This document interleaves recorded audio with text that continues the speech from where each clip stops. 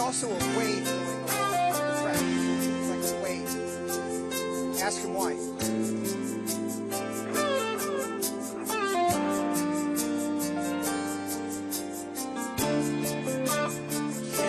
It's like shaking. Like shaking.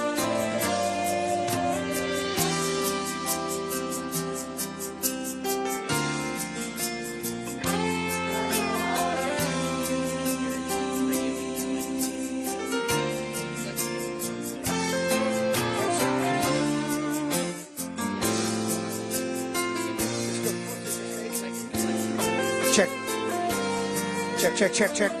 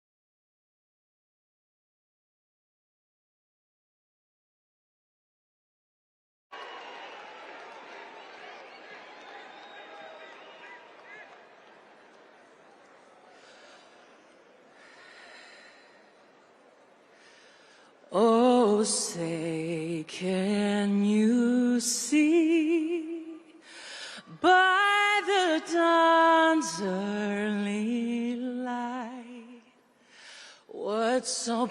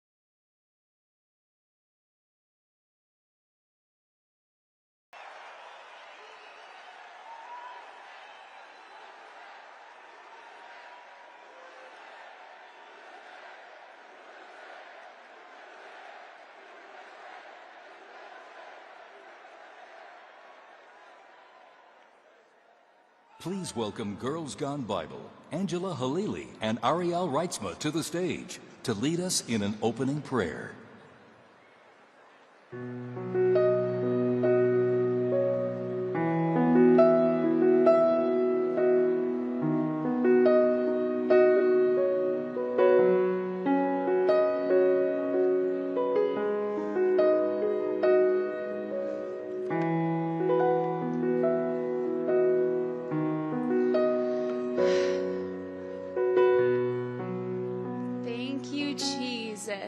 Anybody here love Jesus? That's right! Yes! God, thank you. Thank you, Jesus. Thank you, Jesus, for today. Seriously. God, we thank you. We thank you that your will always prevails. Thank you, God, that it's your will. Your kingdom come, Lord. Your will be done on earth as it is in heaven, in America as it is in heaven, in the life of President Donald Trump as it is in heaven. And we just want to take a moment and honor President Donald Trump. We thank you for your relentless love and devotion you have given to this country. And we bless you and we bless your beautiful family. And if we could all just bow our heads down to pray. Father, we thank you. Lord, you are truly everything. Your name is above every other name, and apart from you, we can do nothing. Spirit of the living God, may you be glorified in everything that takes place today. May we humble ourselves in your presence, Lord. All glory to you. And may we come together in this room and pray for Los Angeles and those that were impacted by the fire. You are the God that redeems, and that is with us. God, bring restoration to this situation. Lord, we thank you for choosing President Donald Trump as a vessel for your nation. As he carries the great responsibility of leading your people, may he rest in the knowledge that you, Lord, are the one who goes before him, and you will never leave him nor forsake him. I pray that you would protect his mind and you would guard his heart. I pray that you would place a shield around our president, his family, and upon this nation, that when opposition comes his way, may you provide angelic protection wherever he goes. May he stand firm in knowing the Lord is his refuge in whom he can trust. For it is written in Psalm 91 that when we trust in your name, you will order angels to protect us wherever we go. Lord, we pray that it would be your power and your wisdom that would guide every decision and be the foundation of this nation. I pray that it would be your spirit that rests upon President Donald Trump, the spirit of wisdom and understanding, the spirit of counsel and might, the spirit of knowledge and the fear of the Lord. Yes. Father, I pray for an outpouring of love and healing and unity over this country. For your word says that you can have faith that moves mountains, but if we don't have love, it means nothing. Lord, would you soften the hearts of your sons and daughters? Would you make us more like you, that we can love each other as you have loved us? Lord, I come boldly to the throne of grace, and I pray for a revival in this nation, that we would get back to the heart of the matter, and that is you, Jesus, the Prince of Peace, the one who humbly laid down his life for us and calls us to lay down our lives for one another. May that be the very foundation of this nation. President Donald Trump, we say that you will succeed and America will yet again prosper. May you manifest in the brightest of colors, and may your reign be righteous. In Jesus' mighty name. Yes! Yes.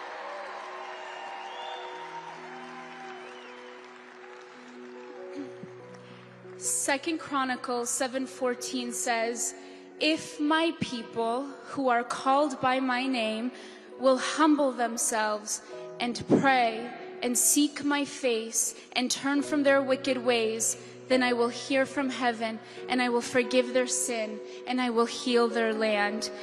We call on the God of Abraham, Isaac, and Jacob, and we pray that you'd heal this land and the people who inhabit it.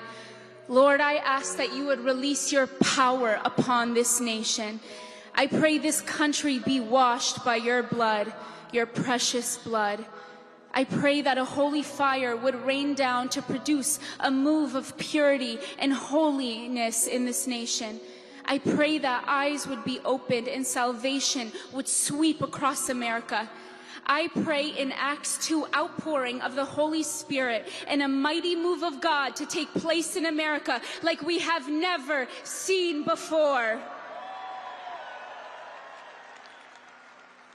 Jesus is the lion and the lamb on the same day at the same time, powerful enough to raise the dead with a spoken word and humble enough to wash feet.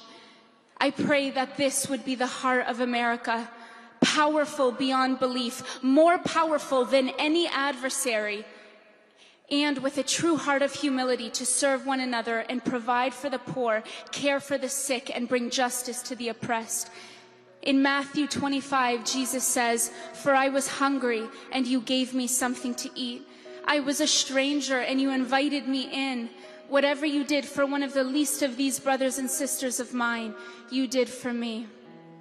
I thank you, God, that this is not just a moral religion or a cultural belief, but this is worship of and relationship with the crucified and risen Christ. There's a throne in heaven, and it's not empty, it's occupied. The worthy is the Lamb that was slain, but he is standing. Jesus Christ sits on the throne in heaven, and he is completely unmoved by any sort of political power. You can't elect him, you can't impeach him. He is the King of glory, the King of glory, and he is worthy of your praise. So President Trump, we set the name of the Lord upon you, and we declare that no weapon formed against you will prosper, that every tongue that rises up against you in judgment will be condemned. And if God be for you, who can be against you? We bless you, President Trump, in Jesus' name.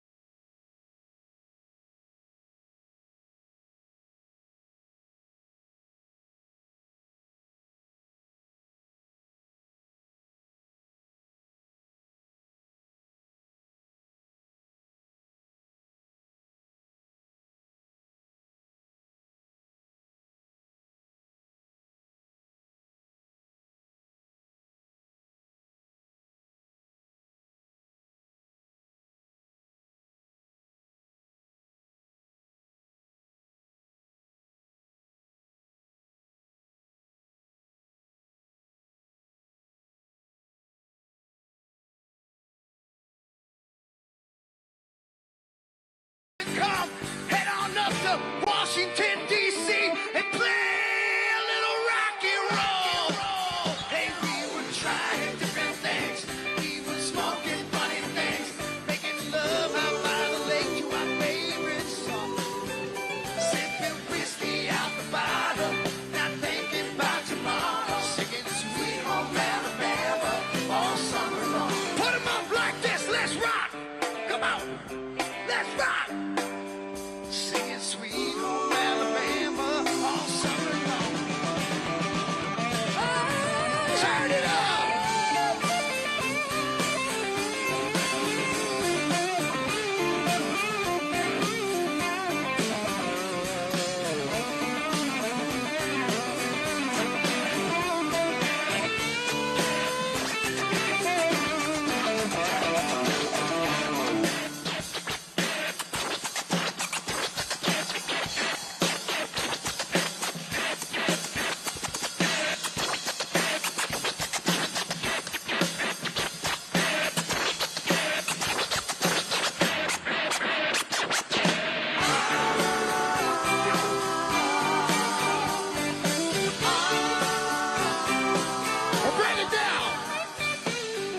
Well, welcome to the Make America Great Again Victory Rally!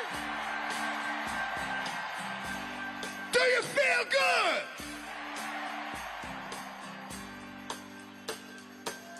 I have but one question for you. Is MAGA in the house tonight? All right. Before we bring it back up, we're going to bring it all the way down. Now nothing seems as strange as when the leaves began to change, or how we thought those days would never end. But sometimes I hear that song and I start to sing along. You think, man, I'd love to see that girl again. Well, I'd love to see that girl again. And we were trying different things. We were smoking funny things, making love out by the lake to our favorite song. Sipping whiskey out the bottle, not thinking about tomorrow. Singing Sweet Home Alabama all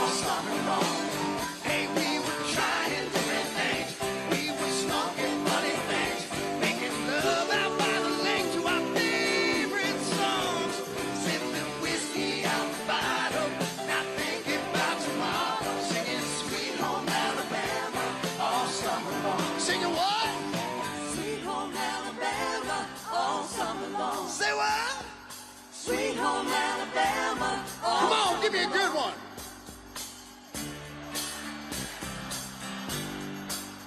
Singing Sweet Home Alabama all summer long. Singing Sweet Home Alabama all summer long.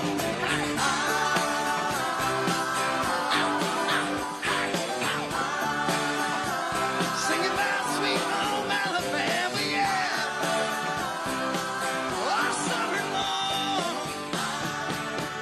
Singing about sweet.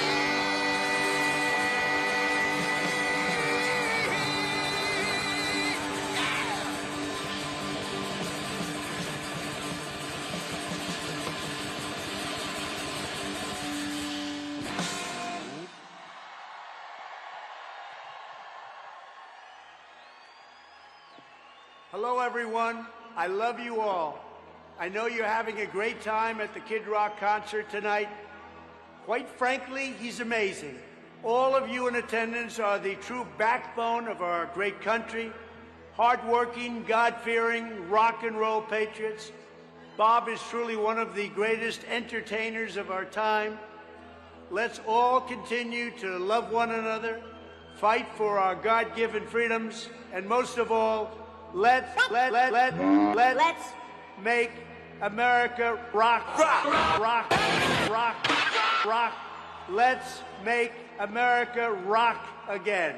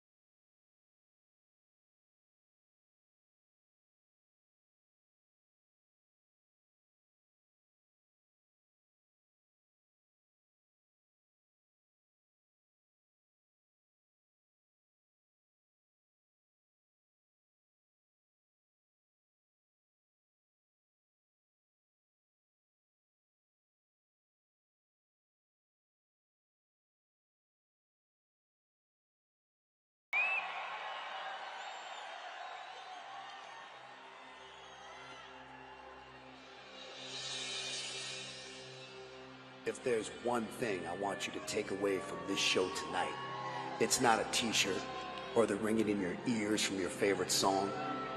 No, it's that for a couple hours, we lit it up and threw it down like only a group of good-time, hard-working Americans can. Because when you call this place home, you shouldn't take this flag or its freedom lightly. And you know, like I do, the only reason we can be here tonight is because of those who paid the ultimate price for our ticket. Those who put their necks on the line to watch our backs, day in and day out, from sea to shining sea. And not a day goes by when we're not reminded that the only reason any of us can do what we do is because of the courage of those who care enough to leave their homes behind, who head out to make sure they come back to a country as great as they left, and they don't give a damn about what went down in a voting booth on election day. They're fighting for what goes up on that Main Street flagpole, or in the hand of a kid at a 4th of July parade. You see, they don't care about red or blue on a map. No, they're fighting for the whole damn flag with all their hearts. They're the stars, the ones who've earned their stripes, fighting for every damn color behind the flag. So I don't care what you call what we've got tonight. A concert, a show, a gig. I don't give a shit. Because what I believe we've got here is a get-together. We're proving that the only party that really matters is the one we're having tonight. And it's been brought to you by those who fought for the home of the brave, thousands of miles from theirs. Here's a salute to those who aren't looking for a hand, to standing at attention for those who deserve all of ours. Here's to a program that was born free and brought to you by the United States of motherfucking America.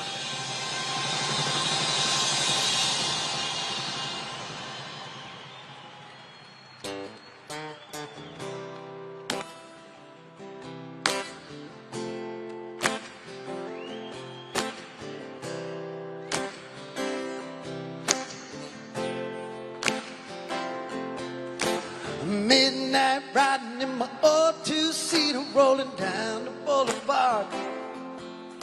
Headlights shining on rusty fences as I pass the rail yard.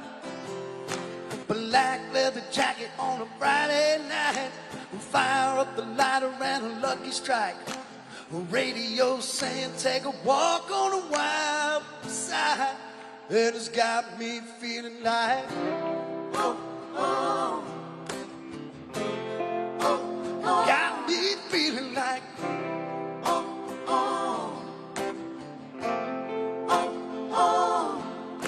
and go wide open, it's a pedal down kind of theme. A little bit of Motown smooth, a little Memphis blues, a sweet emotion that's raining all over me. Give me that heart, give me that soul, give me that heart, give me that soul. American rock and roll.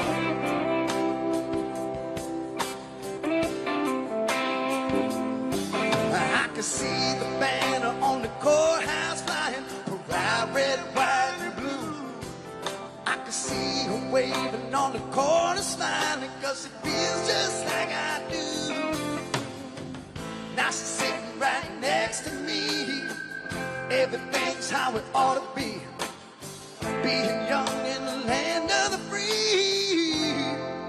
Yeah, she's got me feeling like she got me feeling like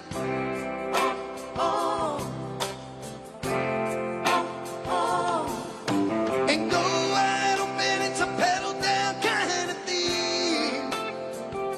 A little bit of folk, some blues, a little gangster smooth, a sweet emotion that's raining all over me.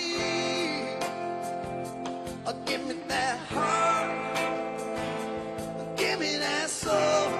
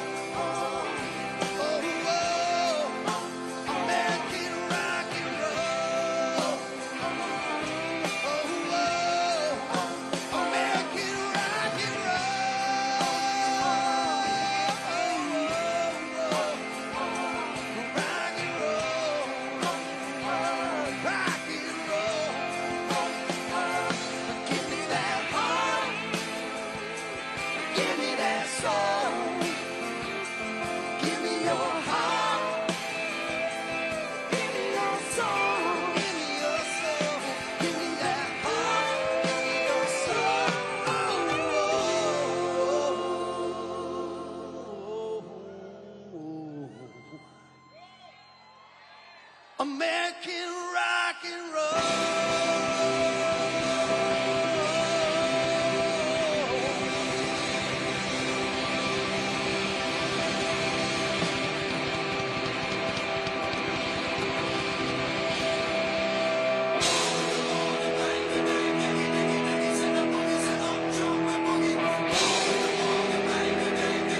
I am your voice.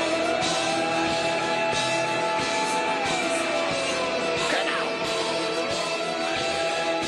I am your voice.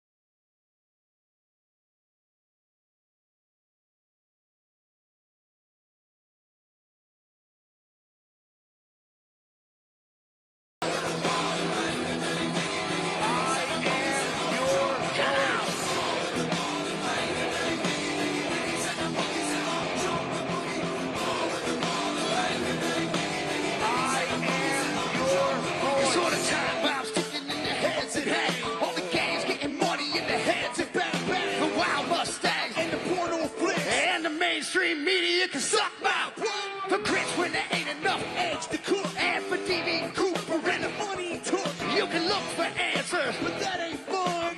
Get in the pit and try to love someone.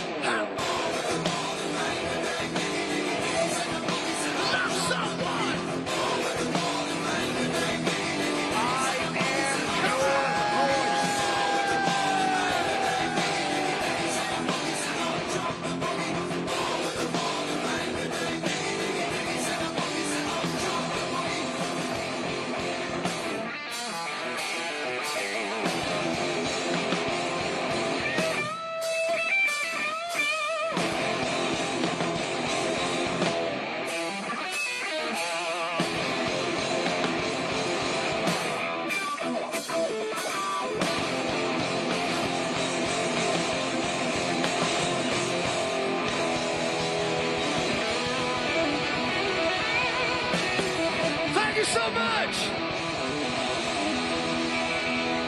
God bless you all. God bless President Trump, J.D. Vance, and of course, God bless these United States of America.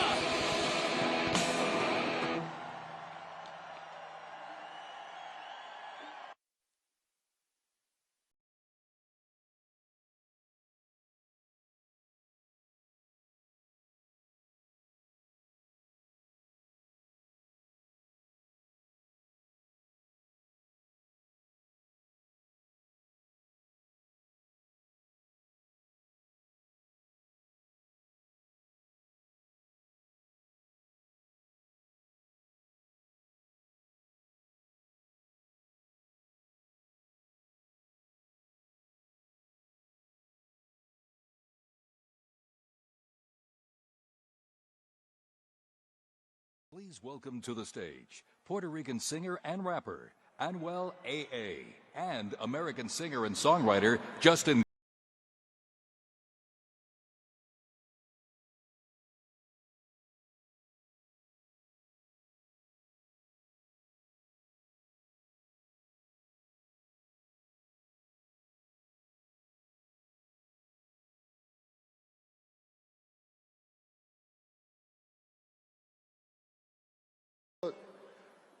First off, I want to thank President Trump for having us here. I speak on behalf of all the Spanish community. I'm so happy that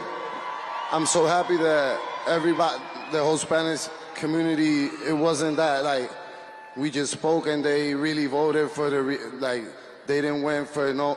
A lot of people went against us once we spoke for Trump on Trump's behalf. And I'm so happy now that they saw the results and that everybody ignored a lot of attacks that Trump was receiving. Everybody was trying to dirty his image, and all that was in vain. I want to thank my Spanish community. We stood tall, we stood together. Now we have the strongest president of all time taking care of us. I know this 4 years is going to be one hell of a run. I know he's going to do a lot of great things for the whole Spanish community, especially we're going to make America great again. I just want to make this super clear. Trump is the strongest president that we ever had, and I'm just happy we in good hands.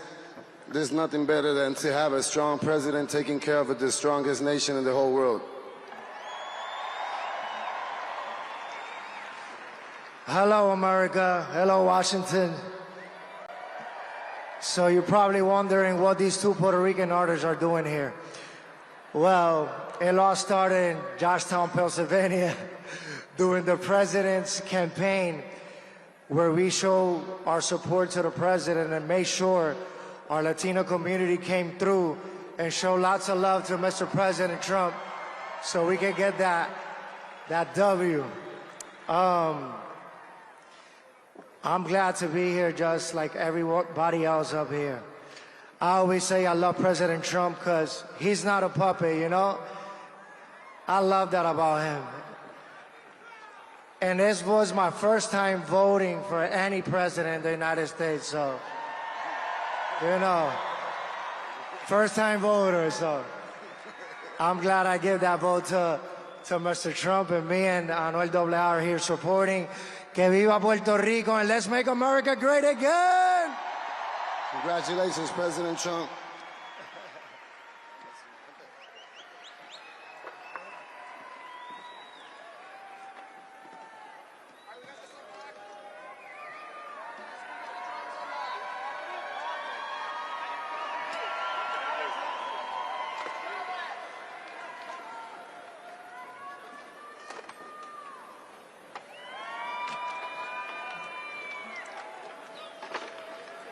Please welcome to the stage, recipient of the National Medal of Arts and Academy and Golden Globe winner, acting legend, Jon Voight.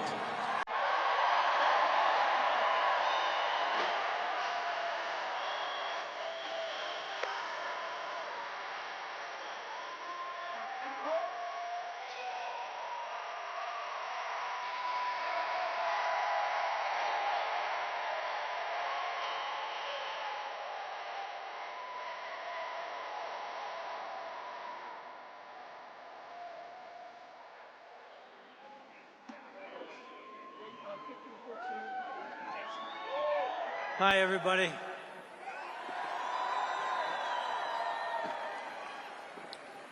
What an honor it is for me to be up here in front of you great men and women who've all come here to celebrate the greatest win of all time.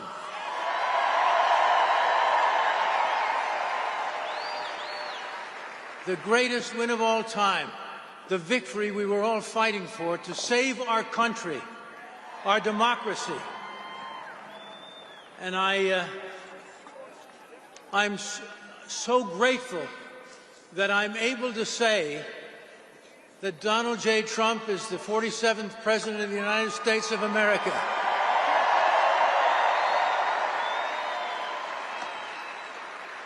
And now he will make America thrive again. He will make America great again, safe again. And we, the people, will honor our flag again. The red, white, and the blue, and for which it stands, one nation under God, with liberty and justice for all.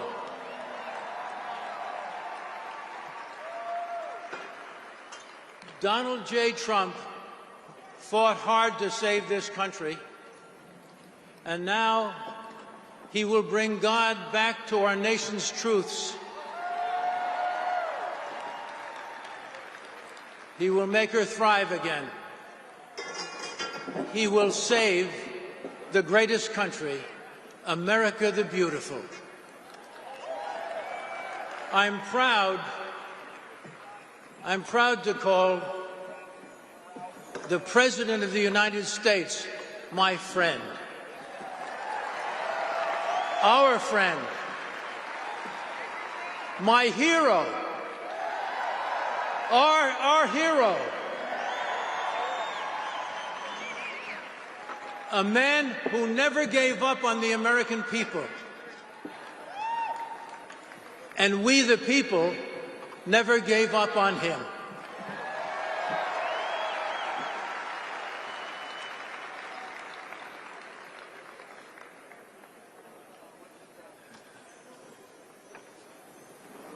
God bless Donald Trump. And may God watch over him, and may he be sworn into the White House with the blessings of the Almighty. God bless. God bless everybody. It's great to be with you. Much love. I love you.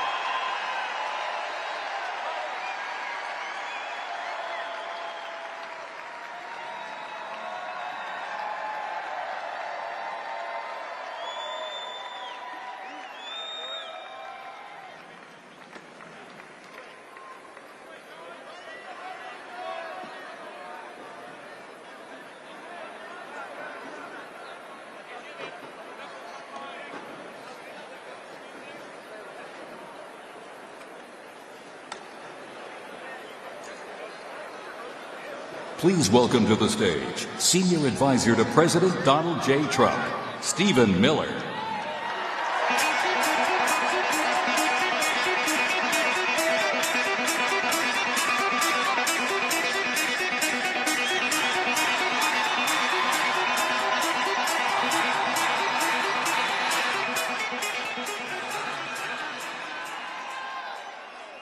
In just one more day,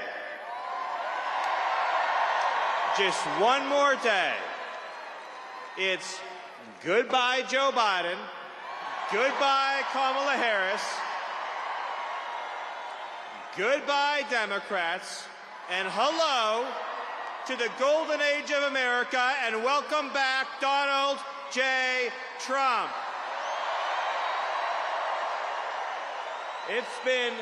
It's been 4 long years. It's felt like 400 years. 4 years of weakness. 4 years of humiliation and embarrassment.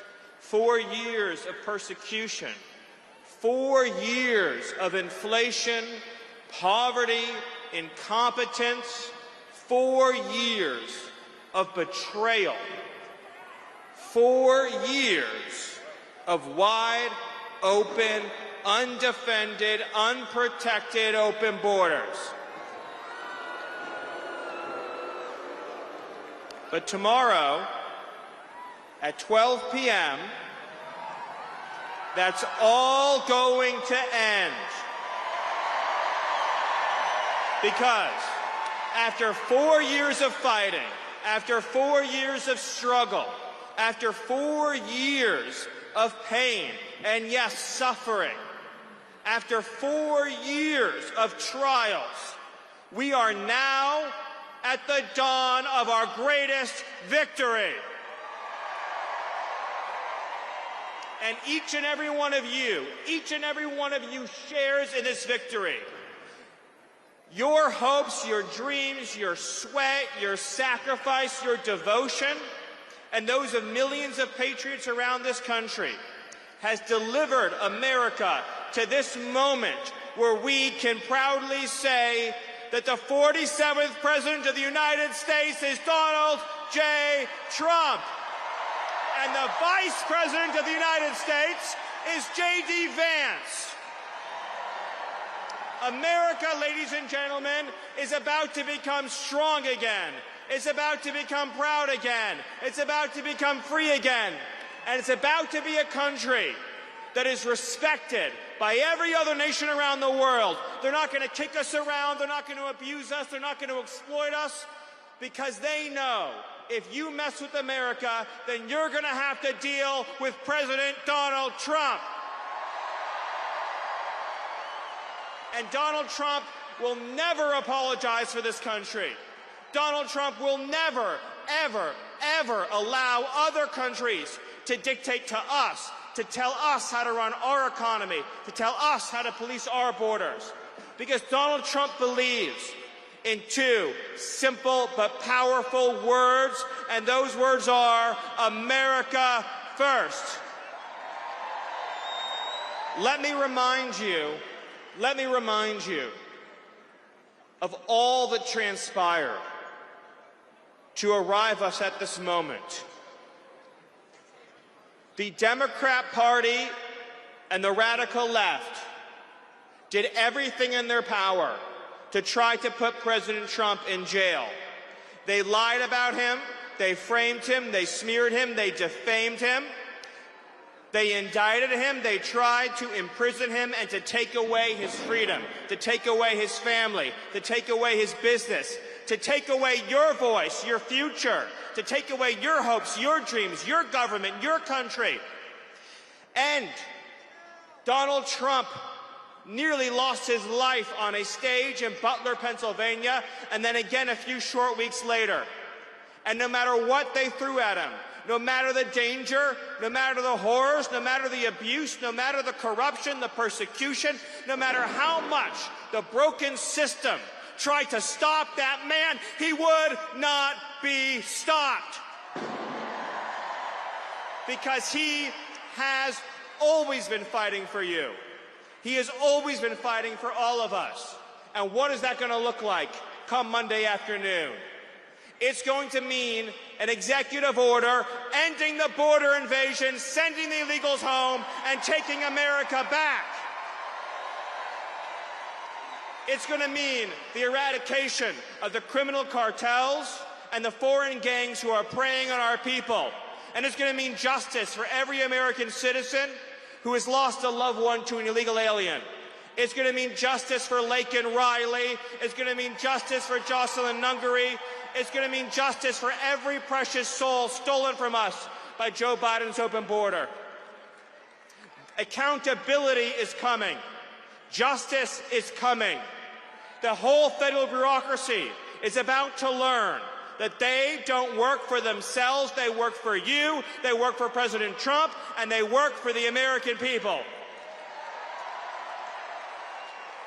We are about to get our country back and our democracy back. And we are about to have a government at every level that is fighting for you, your family, and your future, lowering the cost of living, lowering the cost of health care, defeating inflation, getting criminal thugs off our streets and behind bars so that our kids can live in safety. We're not going to walk over piles of needles to take our kids to the park.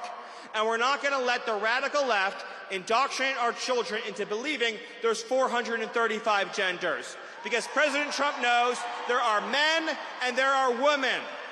And it is not up to you whether you're a man or a woman. That's a decision that's made by God, and it can't be changed.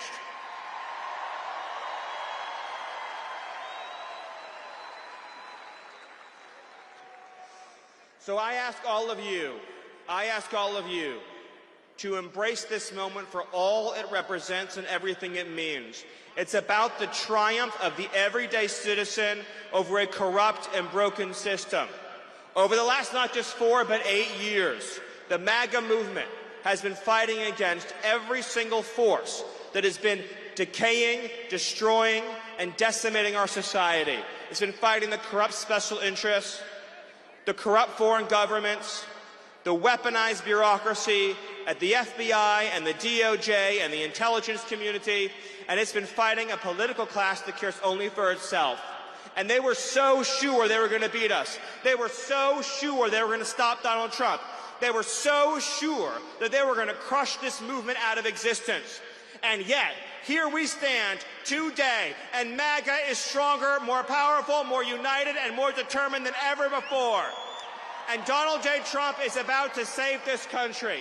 And we are about to live in a land where, once again, the dreams of America's sons, the dreams of America's daughters, the dreams of America's moms and dads are the dreams that will power and propel this country, this government, and this future. So I want each and every one of you, and I want your families, and I want your children to take this opportunity to feel the pride and the joy and the exuberance in knowing that the American people won.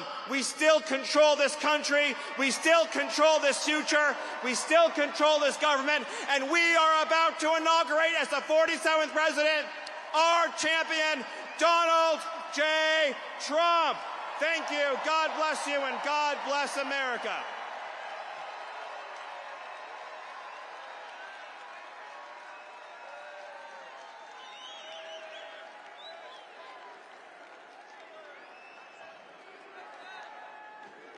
Please welcome to the stage journalist, political commentator, media personality, and host of The Megyn Kelly Show, Megyn Kelly.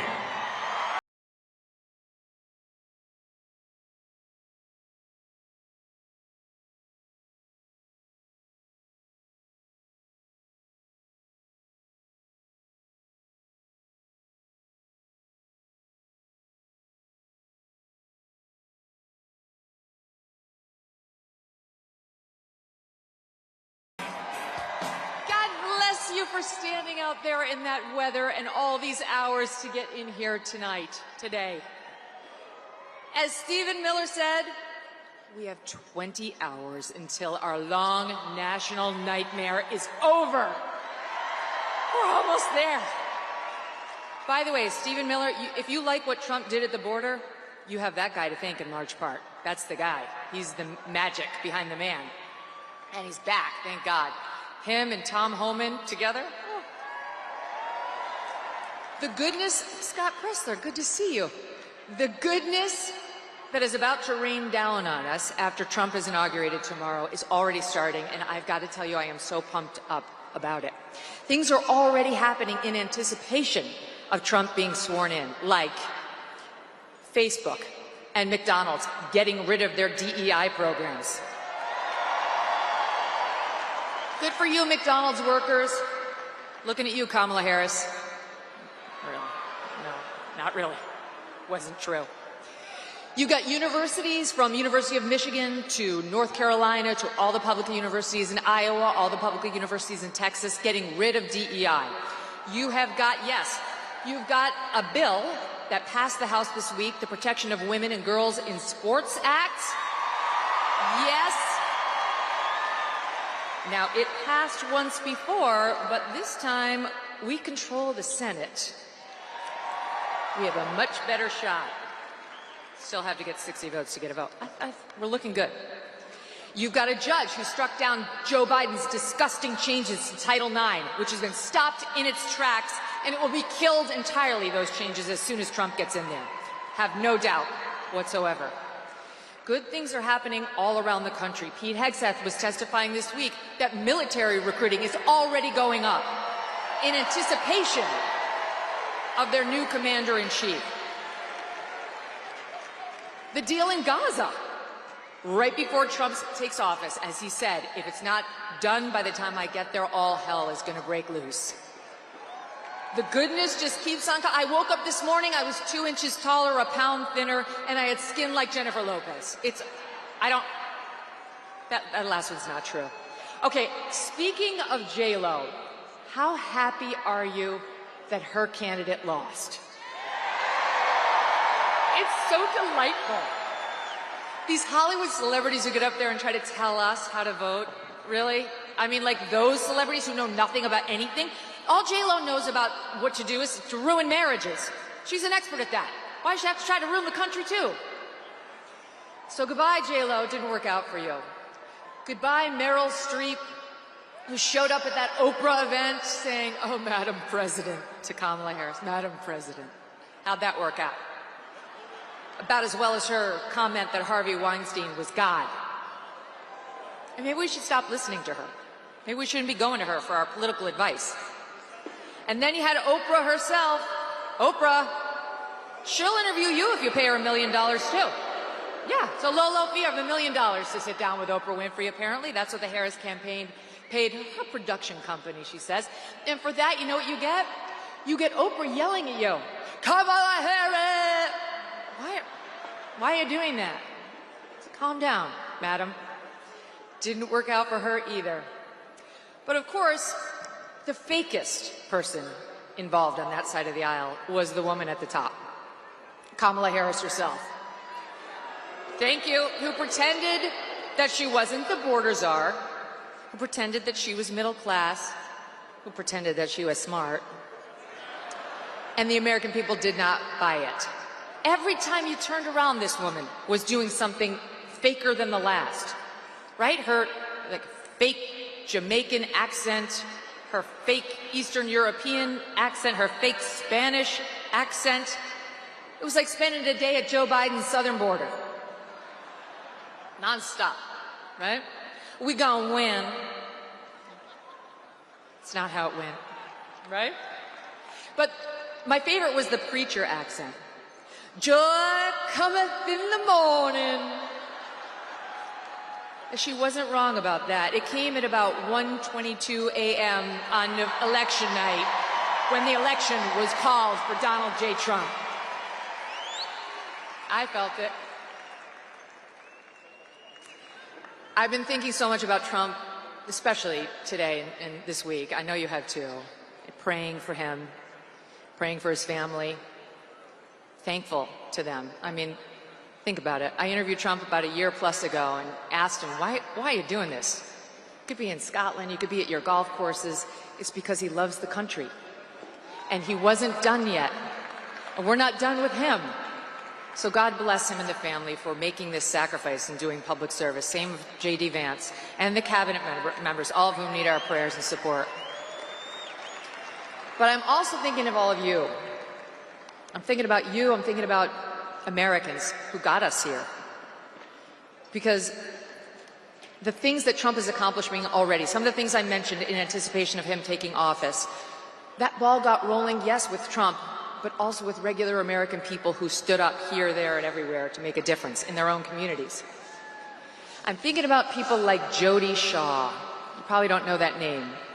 But Jody Shaw was an administrative worker at Smith College. She didn't make a lot of money, single mom, 2 kids. And in late 2020, early 2021, she had had it with the DEI nonsense at Smith. So she made a Facebook video and she posted it. And little Jody Smith, who is sweet and quiet and not one to shake the tree, said, "I don't want to be forced to talk about my race at work anymore. I don't want to be told that I have implicit bias because I'm white. I don't want to have to enforce segregated dorms. Please stop making me do this. And Smith unleashed holy hell on her. Smith, this super tolerant college, okay, made it, she alleged later, untenable for her to stay. She got forced out of her job. And I'm honestly not sure whether Jody's fully recovered. So she got hurt. And she got hurt for all of you and for us and for the rest who are at Smith. She's a hero. Jody Smith is a genuine hero for doing this. But it wasn't just Jody. I mean, I'm thinking about people like Andrew Gutman, who had a daughter at a posh school on the Upper East Side of Manhattan and pulled her, but he didn't go quietly. He wrote a scathing letter, ripping them to shreds for what they're doing to us with this race essentialism nonsense. He went out with a bang, and he made sure other parents knew what the problem was. Jason Riley of the Wall Street Journal, you may see him on Fox News sometimes, and his wife Naomi Schaefer Riley, who pulled their mixed-race daughters from a school in Rye, New York, and made a point of doing it because that school thought that their mixed-race daughters were desperate to talk about their blackness all the time, and they found out the hard way those kids really just wanted to learn math. These battles are being won piece by piece, one at a time. And there are so many others. I'm thinking about the 14-year-old girls in Wisconsin who had an 18-year-old guy come in there naked into their showers after gym. I'm thinking about the young woman in Massachusetts who just wanted to play field hockey and suddenly got all of her teeth knocked out because a boy played for the other team posing as a girl.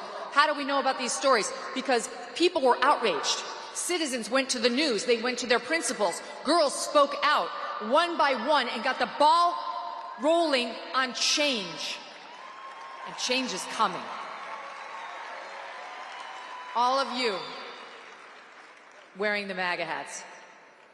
It used to be an act of civil disobedience, right? Yes, sir, defiance of a registered order that didn't want to hear from you. But wearing that hat for much of the past 8 years has been an act of courage, too. And I know just because you're here, that you had your moments in your own communities, whether it was online or at the bowling alley or at the restaurant or at school, where you stood up for one of these same issues, where you had to tell somebody you didn't want to be reduced to skin color, where you said, I prefer the days when we didn't make a thing out of that, where you had to tell somebody that boys cannot become girls and girls cannot become boys. Those battles, one after the other, have been fought, and this anti-DEI momentum has been built brick by brick, thanks to all of you. And you who listened to Donald Trump, who, when a reporter asked him at a presidential debate in 2015 about some of the language he used, responded by saying, "What I say is what I say.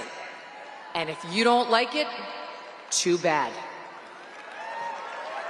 That was more than just a quick comeback. That was a reminder of what America is. In America, we have the right of free speech. We have the right to offend, to provoke, to annoy, and to stand up for what we believe in, even if you find it controversial. We have the right not to use the words you try to force on us, like your preferred pronouns or words like anti-racist or chest feeding.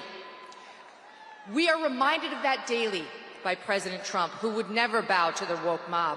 Just ask Brett Kavanaugh, who will be swearing in J.D. Vance tomorrow as he, Kavanaugh, sits in his robes as an Associate Justice of the U.S. Supreme Court.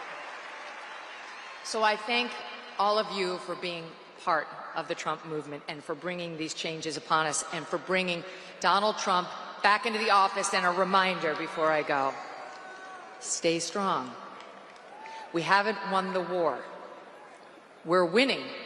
We've won a bunch of battles, but he's going to need all of you every step of the way. We're going to have to be patient. We're going to have to steel our spines. Do not bend. Never bow. What I say is what I say. God bless you. God bless President Trump. God bless the United States of America.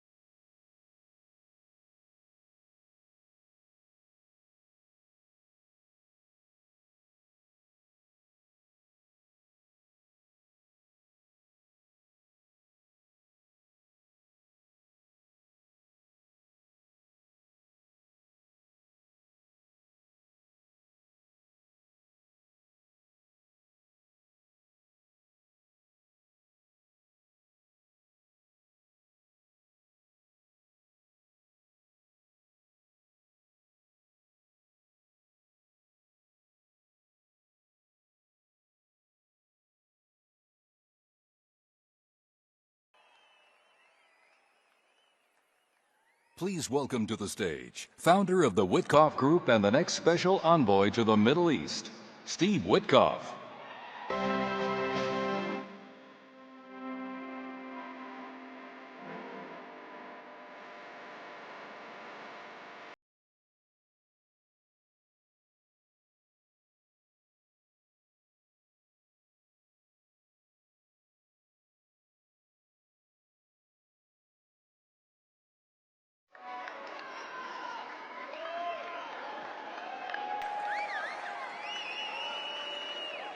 Good evening, everybody. Just a few things I want to say before I get to speak about my dear friend, the 47th President of the United States, Donald J. Trump. I just received on my phone pictures of the first 3 hostages who were released.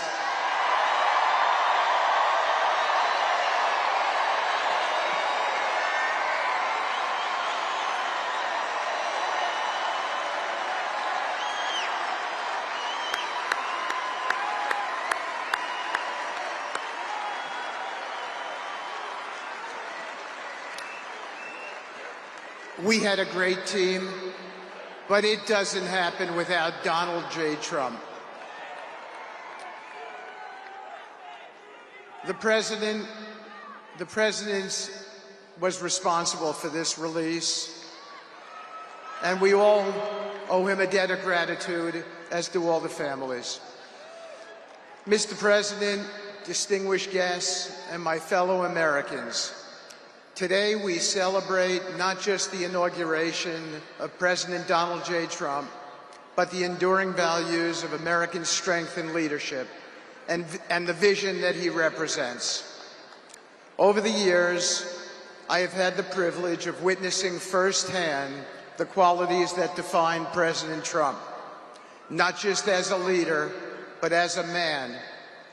His determination to protect the interests of the American people, his bold approach to solving problems, and his relentless pursuit of progress have defined his presidency and inspired millions across the globe. President Trump has always understood that leadership is not about following trends, but about charting a new course. In the face of immense challenges, he has consistently stood firm, driven by a deep belief in the potential of America and its people. Today, his leadership extends beyond our borders, influencing the world in ways that reflect the best of our ideals. Nowhere is this more evident than in the Middle East. Under President Trump's guidance, the Abraham Accords have transformed a region long defined by conflict. Thank you.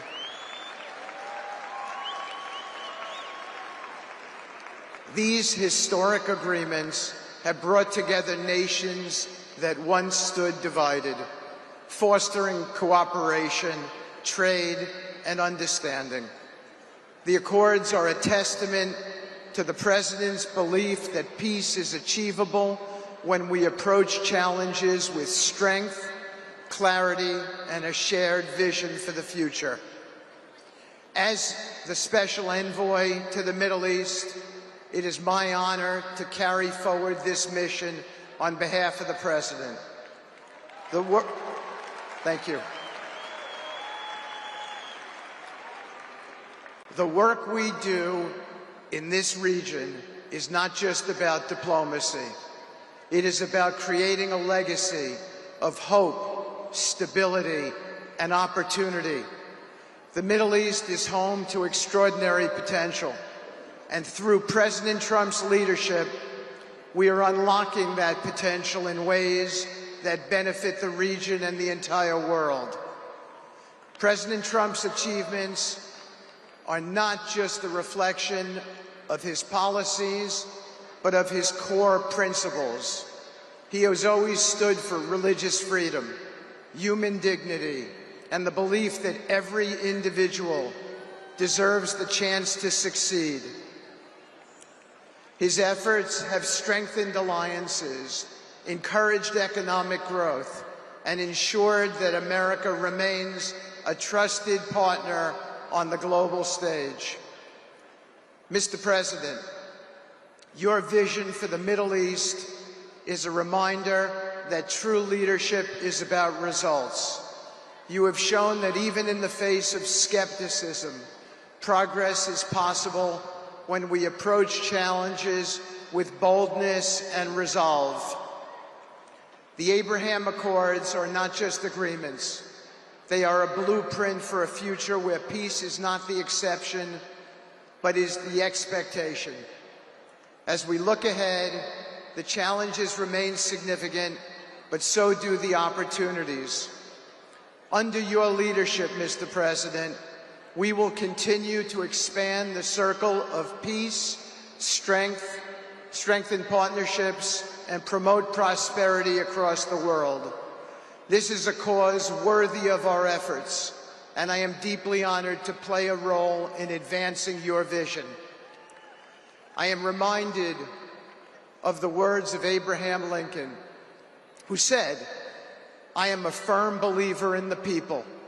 If given the truth, they can be depended upon to meet any national crisis. The great point is to bring them the real facts."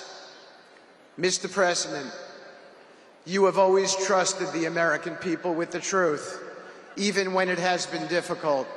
And you have reminded us all that through honesty, strength, and determination, no challenge is too great. Today we begin a new chapter under your leadership. It is a chapter defined by hope and unity and the belief that America's best days are still ahead. Together we will continue to build on the foundations you have laid, ensuring that your vision for a stronger, safer, and more prosperous world becomes a reality. May God bless you, Mr. President. May God bless the United States of America, and may He guide us all in the pursuit of peace and progress. Thank you. Thank you.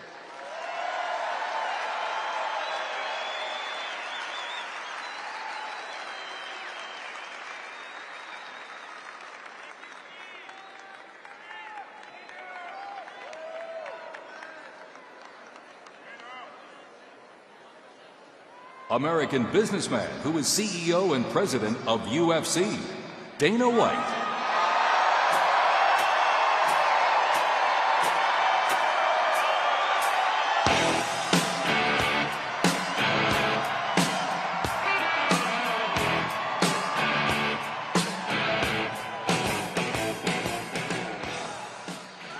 Ladies and gentlemen, good afternoon.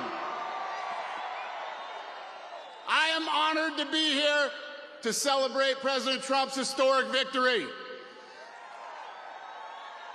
He didn't just win this election, he won it in dominant fashion.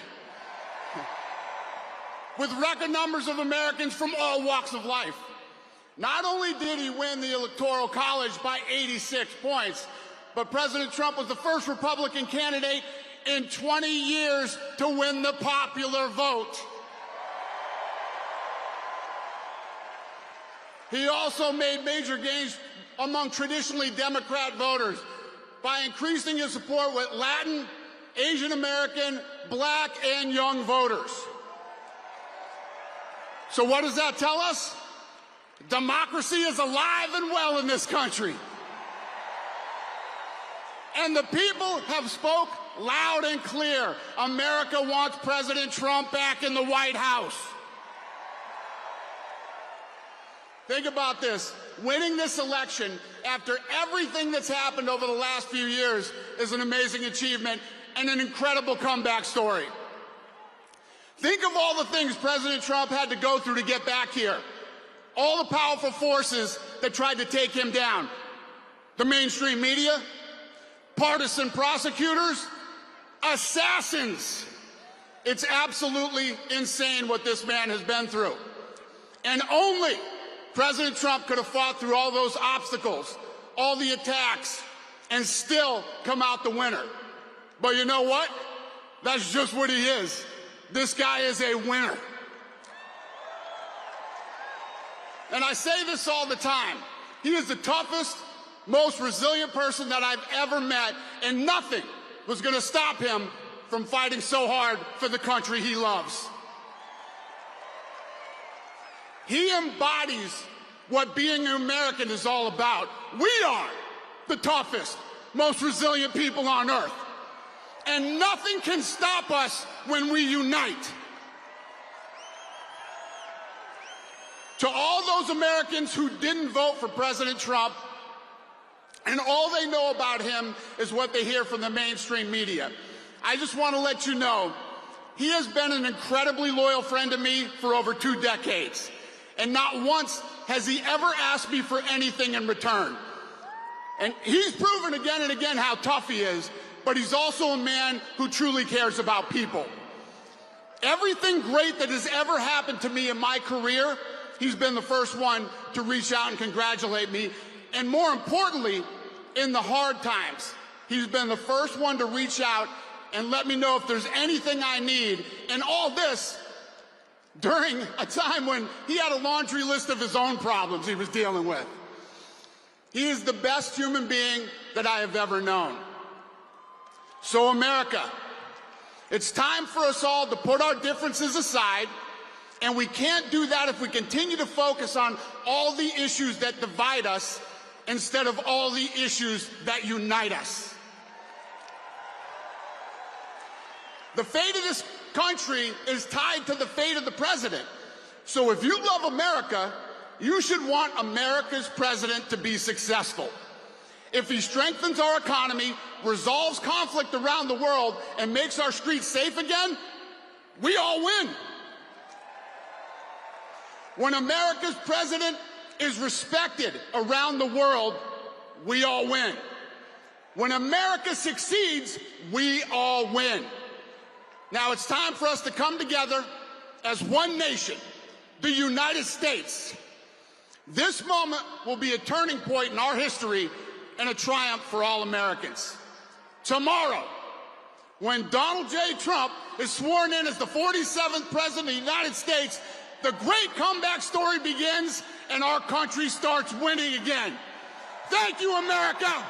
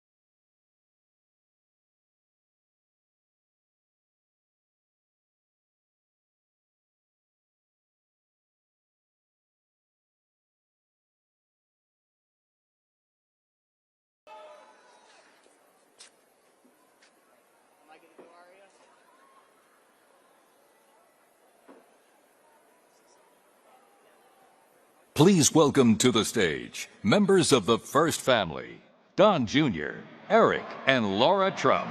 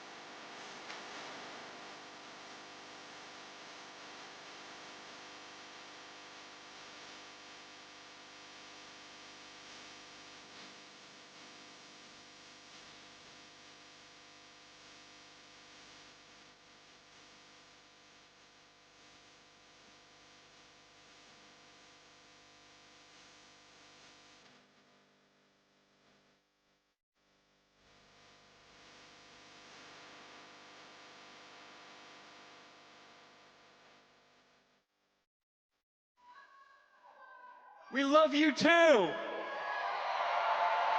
We love you, America. We love you, Washington, D.C. So we have two little monsters here that want to do something very special. They want to do the Pledge of Allegiance, which they do every single night. You guys want to take it away? Yeah. I pledge allegiance to the flag of the United States of America and to the republic for which it stands, one nation, under God, indivisible, with liberty and justice for all.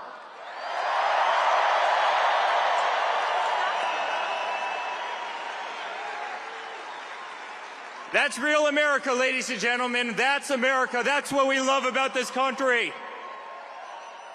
And guys, we as a family love you so much. This is the greatest political movement ever created. And you know what, guys? They tried to stop him. They tried to indict him. They tried to take him down. They raided his home.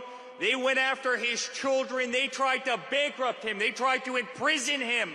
They did everything they could to stop this movement, and they failed. And here we are in Washington, D.C. on this beautiful day, and Donald J. Trump is about to take back the White House.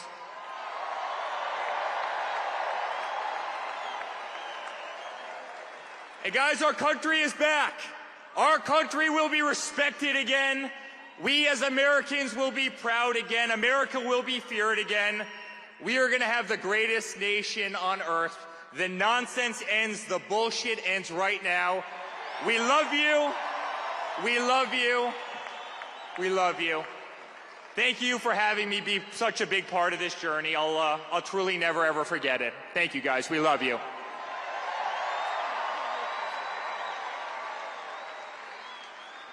Ladies and gentlemen, less than 24 hours from now, we will call Donald Trump President of the United States of America. It's not just what we worked for over the past year or even over the past 4 years. It started the second a bold, brash businessman from New York City came down the golden escalator in Trump Tower 9.5 years ago, and people said it was impossible. And yet that man is the one who will save not just our country, but will save the entire world.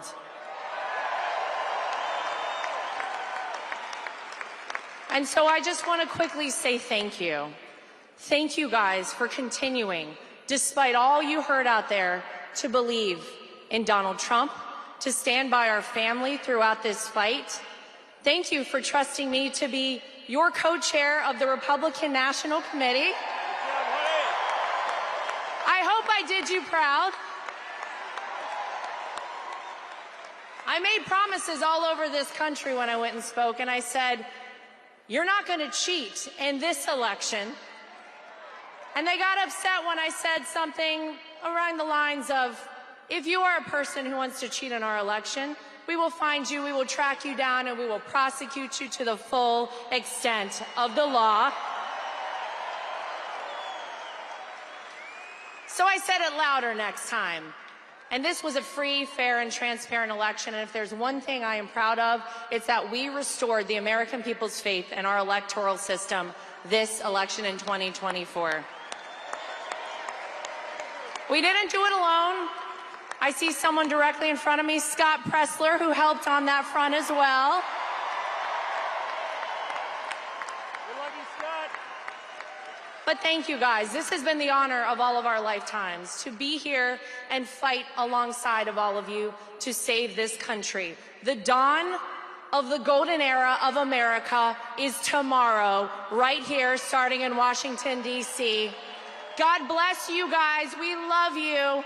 And we are almost there, folks. Thank you, guys. Hello, America! I have to ask, has anyone ever been this excited for Monday morning to roll around? It's like Christmas, Easter, Hanukkah, Kwanzaa, my birthday, all wrapped up into one special day where we can take back our country once and for all. But guys, we could not have done this without all of you. Those who stood steadfast and loyal, who wanted to fight for that next generation, to fight for the incredible aspects of this country that have been squandered, that have been crapped on, that have gone by the wayside. No more. That ends tomorrow at noon. Now, perhaps unfortunately, it took the last 4 years of hell that they put my father through, that they put our family through, that they put all of you through for us to fully understand just how fragile everything we believe in is. But I truly believe the opportunity we have now to start anew, not to keep the old administration from 16 to 20, the bad actors and the can kickers and those who are just trying to wait it out till we get back to normal. But now, with the knowledge of that 4 years, in conjunction with the knowledge of the last 4 years, we can truly make a difference forever. When you look at this cabinet, when you look at the fighters, you see people who truly all believe in the America First movement, and that's what this is about. Putting America first, putting our families first, putting the Constitution first, and putting our children first. So with that, I have to introduce a young lady, my oldest daughter, Kai. Pretty good, Kai, I don't know. With that kind of applause in the Trump family, it creates some problems. But she was with me. She was with me when we found out about my father, her grandfather, and best golfing buddy was shot. And she called me the next morning and said, "Dad, I must speak at the RNC this week. I don't care." And I said to her, "Are you sure you want, your first speech ever, you wanted to be in front of 50,000 people and tens of millions on TV?" And she goes, "I don't care." So I called my dad. I said, "Listen, she wants to do this." And he goes, "Whoa, that's a big one." And he just said, "You know what? That kid is an absolute winner. Let her do it." And that, again, is the fight that we all need in our country. That's what we want for all of our children. So with that, my daughter, Kai. Hi, everyone. Thank you all for the support for the past decade, and we're looking forward to the next 4 years, and God bless America. Thank you. Thank you, guys. You are the best. No one will fight harder than my father for all of you. There is no more resilient man in the world than Donald Trump. Every time they tried to take him out, every time they said he was finished and we're moving on, he came back bigger, better, stronger than ever before. And this next 4 years, with this incredible team that we've assembled, is going to be the pièce de résistance. This is going to be it. We're going to win for all of you. So thank you, and God bless.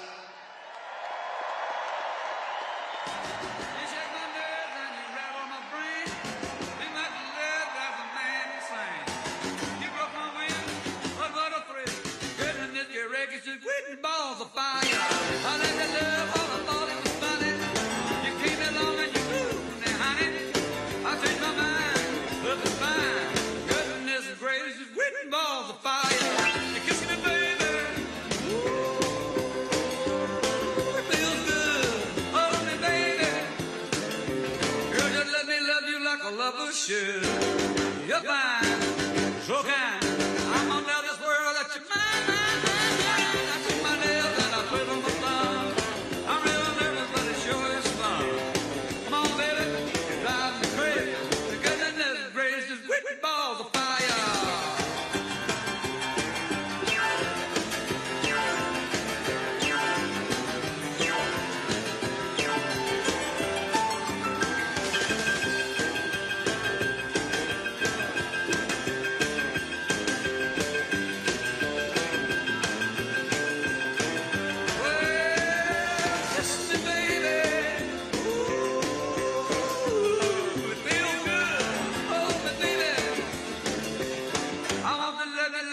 boo shoe.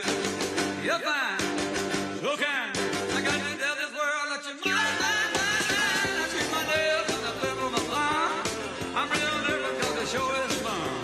Come on, baby, drive me crazy. Goodness gracious, quick balls of fire.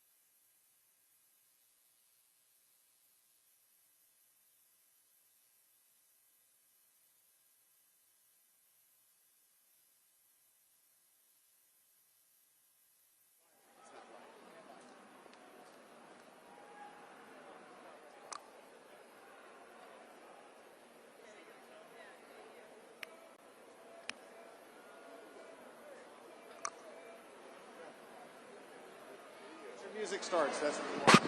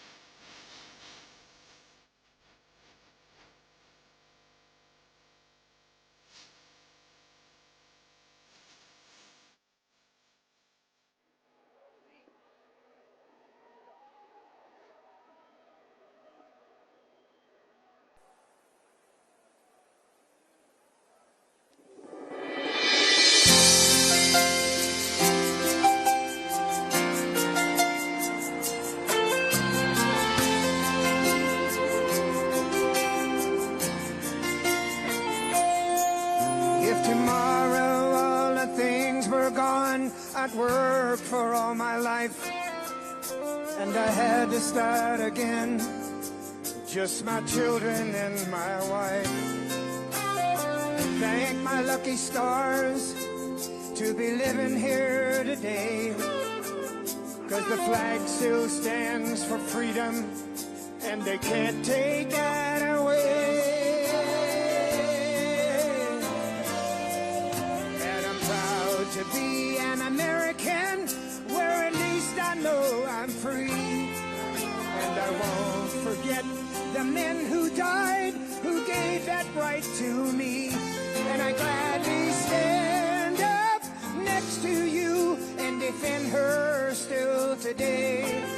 'Cause there ain't no doubt I love this land. God bless the USA.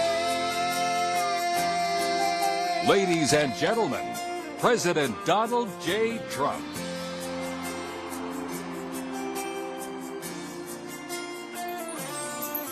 From the lakes of Minnesota to the hills of Tennessee, across the plains of Texas, from sea to shining sea, from Detroit down to Houston and New York to LA.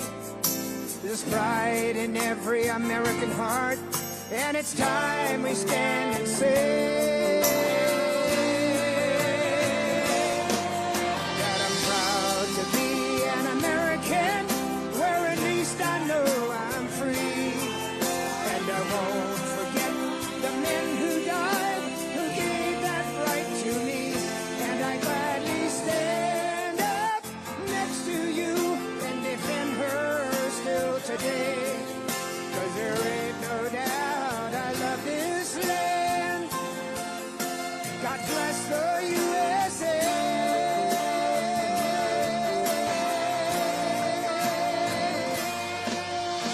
And I'm proud to be an American, where at least I know I'm free. And I won't forget the men who died, who gave that right to me. And I gladly stand up next to you and defend her still today. 'Cause there ain't no doubt I love this land. God bless the USA.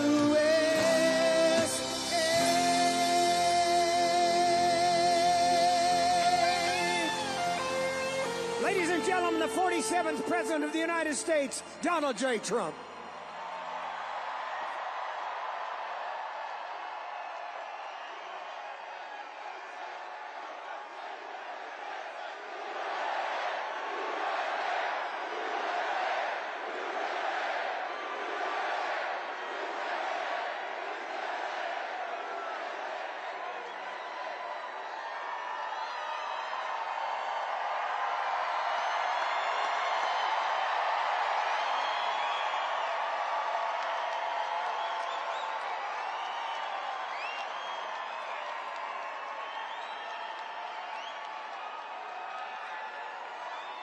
Well, thank you very much. Thank you. Thank you very much. We won. We won.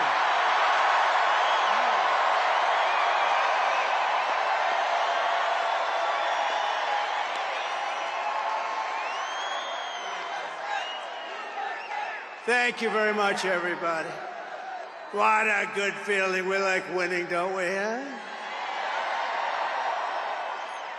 We're going to make our country greater than ever before. Hello, Washington, and hello, America. We're all over America. I'm thrilled to be back with so many friends, supporters, and true American patriots on the eve of taking back our country. That's what we're going to do, take back our country. Tomorrow at noon, the curtain closes on 4 long years of American decline, and we begin a brand new day of American strength and prosperity, dignity and pride. Bringing it all back. Once and for all, we're going to end the reign of a failed and corrupt political establishment in Washington, a failed administration. We're not going to take it anymore. We're going to stop the invasion of our borders. We're going to reclaim our wealth. We're going to unlock the liquid gold that's right under our feet, liquid gold. We're going to bring back law and order to our cities. We're going to restore patriotism to our schools, get radical left, woke ideologies the hell out of our military and out of our government. And we are going to make America great again.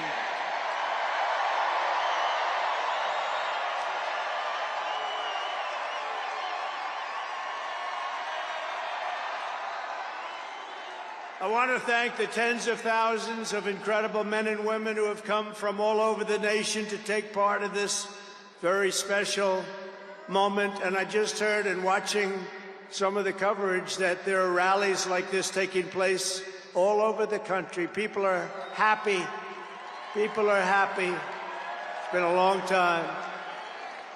None of this would have been possible without you and the millions of hardworking citizens who have joined our cause. You know, right over there, just noticed a group of beautiful ladies, beautiful women from North Carolina, right here, too.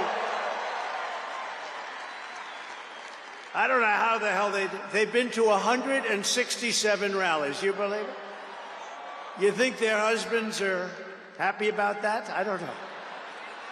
But they look beautiful. They're incredible people, and they love our country. Thank you very much. Then up here I see we have front row Joes all over the place. Uncle Sam, Mr. Wall. Oh, boy, oh, boy.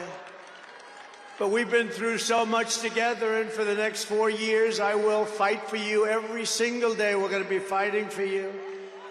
This is the greatest political movement in American history. And 75 days ago, we achieved the most epic political victory our country has ever seen. That's what they say. We won the popular vote for the first time of any Republican in many, many years. We swept all 7 swing states by big numbers. We won Pennsylvania, we won Georgia, we won North Carolina, we won Michigan, we won Wisconsin, we won Arizona, we won Nevada. We won them all by historic margins, and we won the great state of Florida by 13 points. Nobody's done that ever.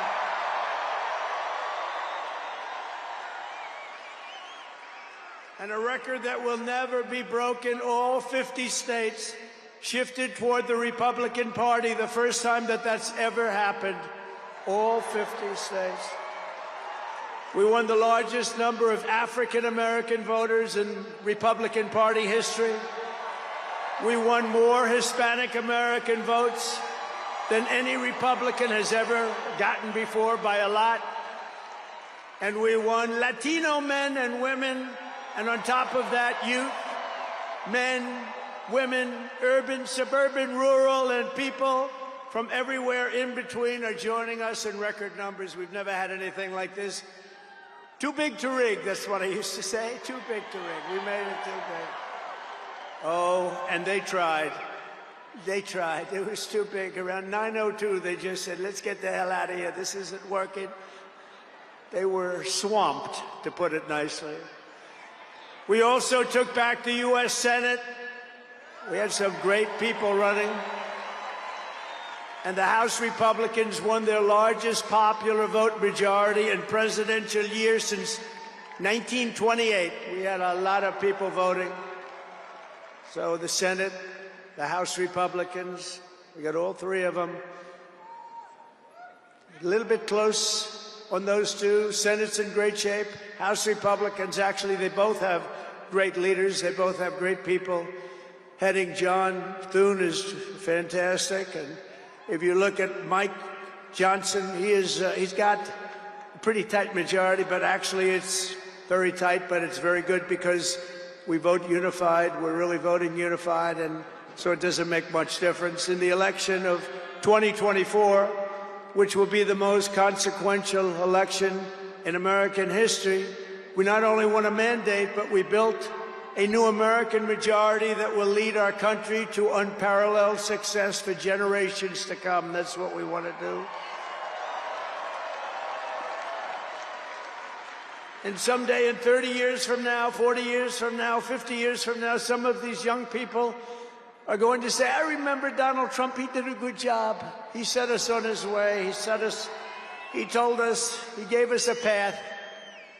Our new administration will inherit disasters at home and abroad, an economy plagued by inflation and high interest rates, a catastrophic border crisis. Nobody can believe they let people in. They have an open border policy. Do you think that makes sense? Open borders. Anybody wants to. Jails, prisons, mental institutions, gangs being emptied right through that ugly open border. A government that cannot care for its citizens in a time of emergency. Look at what's happening in Los Angeles. Look at what's happening in North Carolina. They've treated them so badly. In a planet on the brink of World War III. It's not going to happen. That's not going to happen. But starting tomorrow, I will act with historic speed and strength and fix every single crisis facing our country. We have to do it. We're not going to have a country yet. Before even taking office, you are already seeing results that nobody expected to see. Everyone is calling it I don't want to say this, it's too braggadocious, but we'll say it anyway. The Trump effect. It's you. You're the effect. Since the election, the stock market has surged and small business optimism has soared a record 41 points to a 39-year high. Bitcoin has shattered one record high after another. The major investment company known as DeMat, the properties, has announced that it will be investing between $20 and $40 billion in the United States, and SoftBank, another great company, has pledged between $100 and $200 billion. These are all investments that are only being made because of the fact that we won the election. Can create jobs for hundreds of thousands, even millions of Americans. Today I spoke with Tim Cook of Apple. He said they're going to make a massive investment in the United States because of our big election win. And as of today, TikTok is back.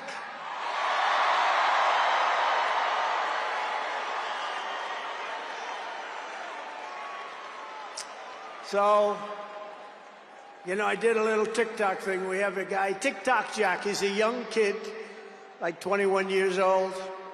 And we hired this guy, and I went on TikTok. Can you believe what I'll do to win an election? And we went on TikTok, and Republicans have never won the young vote, the youth vote. They win a lot of votes, but they never won the youth vote. We won the youth vote by 36 points. So I like TikTok. I like it. I like it. I had a slightly good experience, wouldn't you say? Romney lost it by 40 points. Not so long ago, we won it by 36 points. That's a very big spread. But I said we need to save TikTok because we're talking about a tremendous... Who in this audience goes with TikTok? Many? Yeah, very popular. And frankly, we have no choice. We have to save it. A lot of jobs. We don't want to give our business to China. We don't want to give our business to other people. And I said, you know, TikTok without my approval, meaning the president's approval, because Congress gave the president the right to make a deal, do whatever he wants. And they did that a long time ago when they had a different president. They didn't know that I was going to be the president, I guess. So I said, very simply, a joint venture. So if TikTok is worth nothing, zero, without an approval, you know, if you don't approve, they're out of business, they're worth nothing. If you do approve, they're worth like $1 trillion. They're worth some crazy number. So I said, I'll approve, but let the United States of America own 50% of TikTok. I'm approving on behalf of the United States. So they'll have a partner, the United States, and they'll have a lot of bidders, and the United States will do what we call a joint venture. And there's no risk. We're not putting up any money. All we're doing is giving them the approval, without which they don't have anything. So I don't know. It sounds like that works. What do you think? Good? I think so. So whether you like TikTok or not, we're going to make a lot of money. Perhaps most beautiful of all, this week we achieved an epic ceasefire agreement as a first step toward lasting peace in the Middle East. And this agreement could only have happened as a result of our historic victory in November. That was some victory. Was that great? I don't even know which was greater, 2016 or this one. I think this one. Look, Honest Abe Lincoln. We have Honest Abe. We have Uncle Sam. You know, Uncle Sam shook my hand about 2 months ago. He's got the strongest grip I've ever... You are a strong man. I said, what the hell was that? But I'm glad to report that the first hostages have just been released.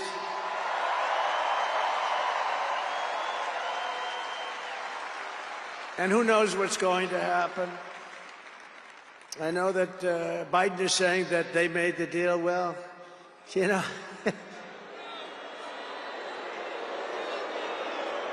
I mean, that deal should have... First of all, it would have never happened if I were president. Would have never happened. There was not even a thought of it. Iran was broke. They had no money for Hezbollah. They had no money for Hamas. They had no money. They were broke, totally broke, and they would have never done anything.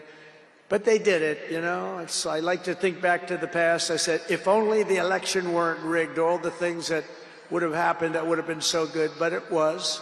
We're not going to let that happen again. I want to thank my friend Steve Witkoff, who I think is here. I know he made a beautiful speech. I heard he made a great speech.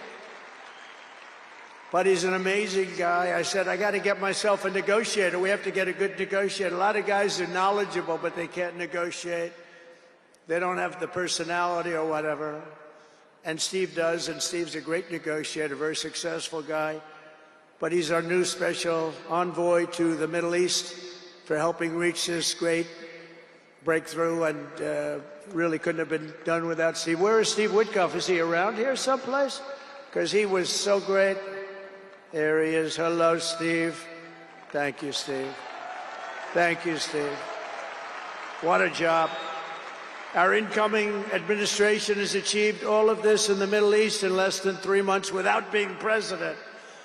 We've achieved more without being president than they've achieved in 4 years with being president. But just imagine all of the good things that we will accomplish together with 4 more years in the White House, and we're going to do a lot of things. You're going to see something tomorrow. You're going to see executive orders that are going to make you extremely happy. Lots of them. Lots of them. We have to set our country on the proper course. By the time the sun sets tomorrow evening, the invasion of our borders will have come to a halt, and all the illegal border trespassers will in some form or another be on their way back home. Think of it. We've allowed millions and millions of people into our country through open borders, no checks, no vetting, no anything. Millions and millions of people. And lots of those people are murderers. 52% of them killed more than one person. Other than that, they're quite fine. They're nice people. These are rough people. Remember, I used to say these people are rough. And they would say, no, no, these are illegal immigrants. They're very safe. I said, they're not safe. Look at what's happened with Venezuela, where they're sending these gangs in and they're taking over apartment complexes in Colorado and then cutting off the fingers of a man who had the nerve and desire to call the police. He said, you want to call the police? Bah, guess what? You have no fingers. These are rough people, and they're getting the hell out of our country. They're out.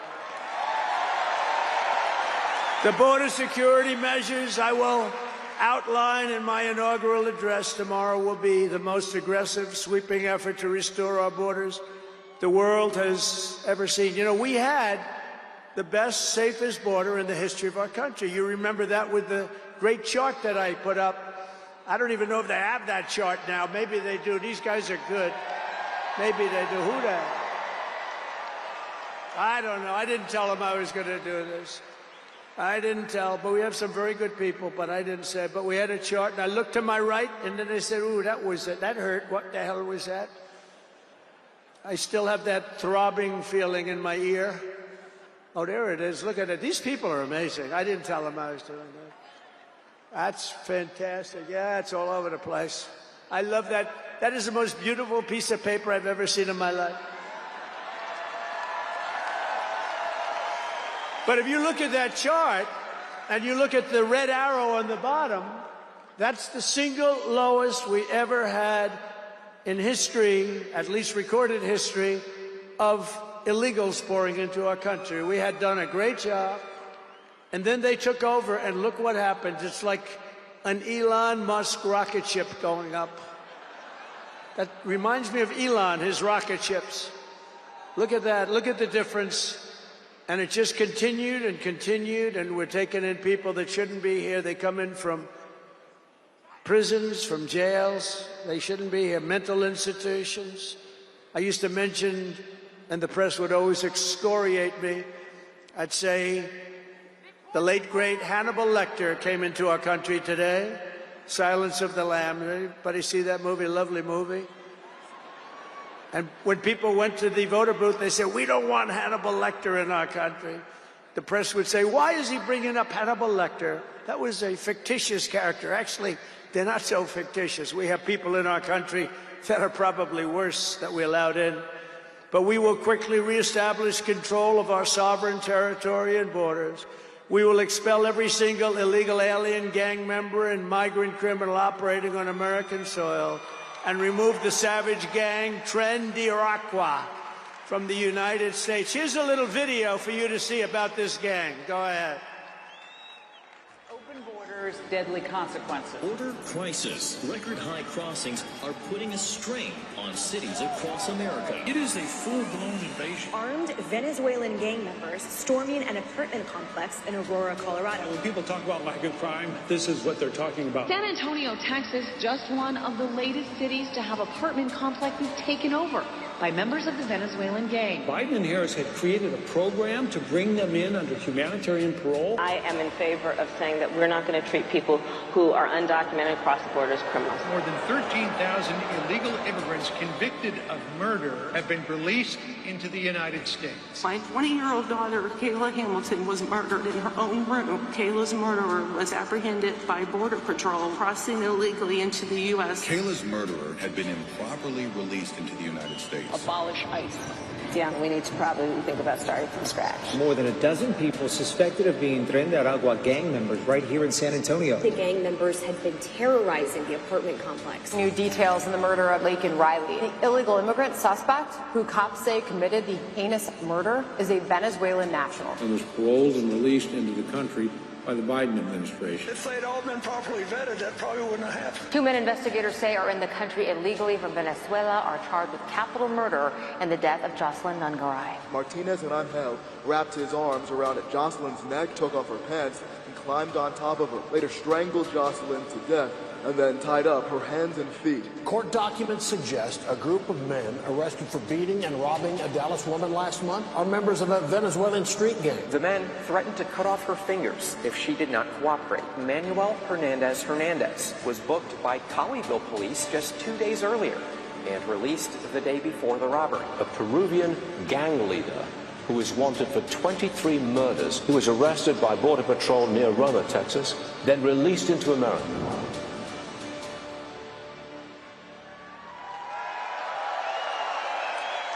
That's what we allowed in, and they're nice people compared to some of them. They're nicer than others. These are really vicious people, gang members, and many, many people from prisons. And crime all over the world is down. You know why? Because they got their criminals into the United States of America. You look at Venezuela, they've emptied their prisons into our country. Many other places the same. I would have done the same if I headed up any of the countries. I know most of those guys are smart. They're leaders. They are smart, streetwise people. As soon as I heard they were going to have open borders, I said, if you do that, every prison all over the world is going to be emptied out into our country. They come in from the Congo. The Congo's big on emptying their prisons. The only thing good about it is they make our criminals look like really nice people. These people are vicious people all over the world, not just South America, all over the world they come. From mental institutions and from jails and prisons. With our actions tomorrow, my administration will deliver justice for every family whose loved one has been stolen from them by migrant crime, including Laken Riley, Rachel Morin, Jocelyn Nungaray, Kayla Hamilton, and every other precious American soul that we have lost to these animals. Their memories will live in the hearts forever, in our hearts forever, and we will never, ever forget them. And their contribution, I told their mothers who were devastated, their parents, their fathers, they're devastated. They'll never be the same. They'll never be the same. But I said, your daughter has made a major contribution. Your son has made a major contribution. There are hundreds and even thousands of victims of this horrible atrocity. And you add those numbers to the numbers of crime that we're already going through the roof, and it's something that you wouldn't even believe. Do you remember I did the debate, and I had David Muir from ABC saying, no, crime has gone down. I said, no, it's gone through the roof. Crime has gone through the roof, David. No, crime has gone down. I said it's gone through the roof. And then he goes, I disagree with that. The next day they announced that crime was up like 40%. This guy is, the whole thing is so bad. You can't even imagine how anybody could be for these things of, think of it, open borders, prisons and mental institutions, men playing in women's sports, transgender for everyone. Transgender.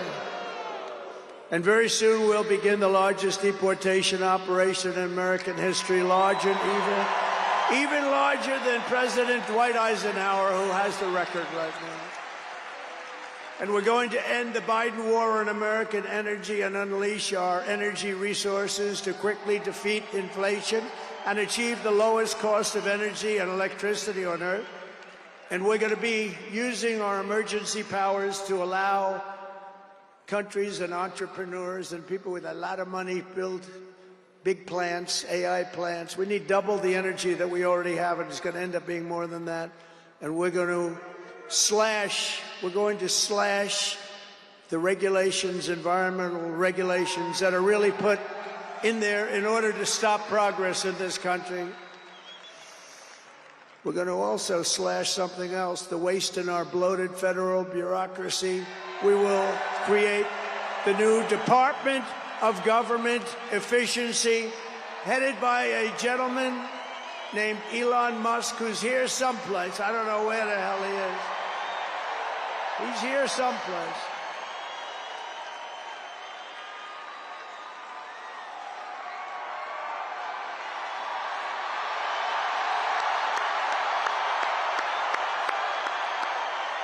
Come here, Elon. Did you see his rocket yesterday? It was captured. And X is with him. X.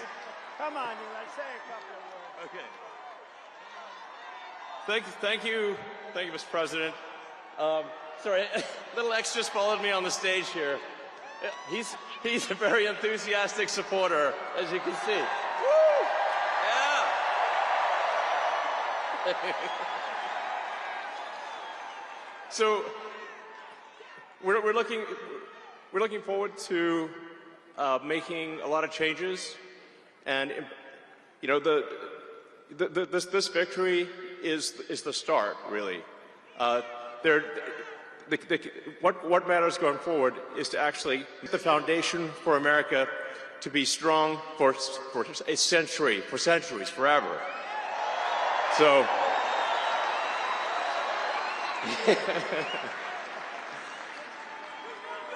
And make America great again.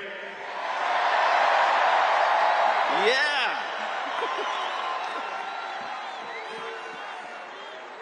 So, yeah. So anyway, we're gonna do great things here. Thank you.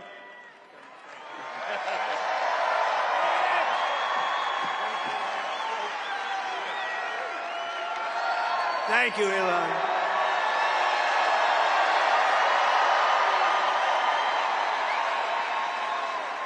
You know, I always say we have to be protective of our geniuses because we don't have too many, but that one is a good one. Now, I watched his rocket come down about 3 months ago, and I thought it was crashing. I was talking to somebody on the phone. By the way, same thing happened yesterday. It came down, and it was captured so beautifully. It came down, it's tumbling, it's a mess, it's going down. I say, oh, look at that thing, that's a disaster. And then it gets like a couple of miles away from Earth, and all of a sudden the engines start going on, the things start, and then I see it coming in and landing in the gantry, and I'm watching it, I'm saying, oh, it's gonna crash, oh, but those engines came out and they blew the fire all over the place, and all of a sudden those two big arms came and hugged it like you would hug your little baby, and that sucker landed it. Nobody's been able to do that but him. And he's a great guy, and we have him and Vivek and some great people working on a thing called costs, and he's got the credibility to do it too. And we're going to do things that are really amazing. But he went out to Pennsylvania after that. He landed that rocket nobody had ever seen. By the way, China can't do it, Russia can't do it, or come close. It'll be 10 years before they can do it, and the U.S. can't do it except for him. And it's pretty amazing. But he did that. And then he journeyed to Pennsylvania, where he spent like a month and a half campaigning for me in Pennsylvania. And he's a popular guy, and he was very effective. And he knows those computers better than anybody, all those computers, those vote-counting computers. And we ended up winning Pennsylvania like in a landslide, so it was pretty good. It was pretty good. So thank you to Elon. And his son's name, who's cute as a button, his son's name is X. He's the only guy who could get away with the name X, but his son is a great guy. One thing we know, his son is smart. If you believe in the racehorse theory, he's got a nice, smart son. But thank you very much to Elon and everybody. We've had so much help. Every radical and foolish executive order of the Biden administration will be repealed within hours of when I take the oath of office. Oh, you're going to have a lot of fun watching television tomorrow. Somebody said yesterday, sir, don't sign so many in one day. Let's do it over a period of weeks. I said, like hell, we're going to do it over weeks. We're going to sign them at the beginning.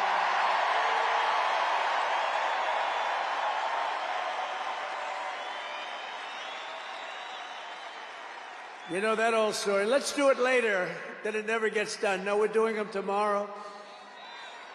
And we'll have plenty to sign in the future. Don't worry about it. It's not going to stop. But we're going to stop the destructive and divisive diversity, equity, and inclusion mandates all across the government and private sector and return our country to the merit system. You know, the Supreme Court ruled that the United States is allowed to go by the merit system, which is what made us great in the first place. That was a big ruling that a lot of people don't even know about, but it was a big, tremendous ruling. And you're focusing on character, competence, and qualifications in all hiring decisions. Now you're allowed to go by competence and ability and genius. You don't have to hire somebody to send up one of his rocket ships that doesn't know anything about what's happening. As a first step toward restoring transparency and accountability to government, we will also reverse the overclassification of government documents, and in the coming days, we are going to make public remaining records relating to the assassinations of President John F. Kennedy, his brother Robert Kennedy, as well as Dr. Martin Luther King Jr., and other topics of great public interest. It's all going to be released, Uncle Sam.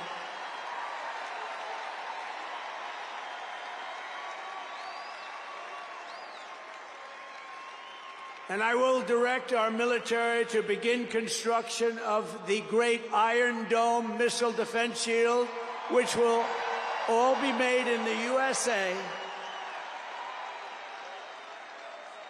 And we will get wokeness the hell out of our military immediately and make it like it used to be. Take a look at this.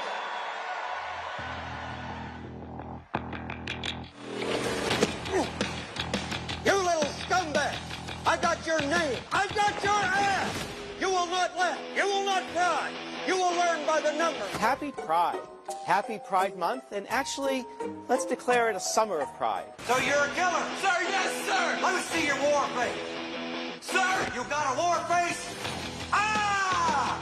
That's a war face. Now let me see your war face. Ah! Bullshit! You didn't convince me. Let me see your real war face. Ah! I hear it and I know, I know you wanna take. You will be a weapon. You will be a minister of death, praying for war. But until that day, you are pukes. You are the lowest form of life on earth. You are not even human fucking beings. You are nothing but unorganized, grabastic pieces of amphibian shit. How to abracadabra, these bitches know I got answers the way I... It looks to me like the best part of you ran down the crack of your mama's ass and ended up as the brown stain on the mattress.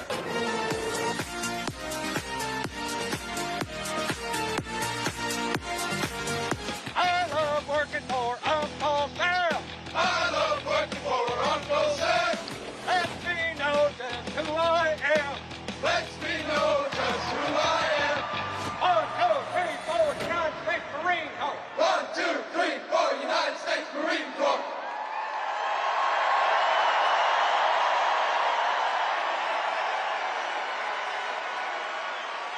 Thank you. So we won 2 world wars with that. And that's the way it's going to be. The American people have given us their trust, and in return, we're going to give them the best first day, the biggest first week, and the most extraordinary first 100 days of any presidency in American history. To implement this historic agenda, I've assembled an all-star cabinet of patriots and visionaries and reformers who will fight for America, and together we will win, win, win for America. To restore the spirit of American armed forces, I have appointed Pete Hegseth as our next Secretary of Defense. Where's Pete? Where's Pete? Pete's here someplace. Where is he?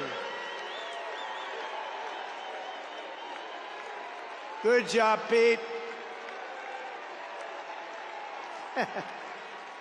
They like you, Pete. Thanks, Pete. They like him. To bring back integrity to our intelligence community, Tulsi Gabbard will be our next Director of National Intelligence.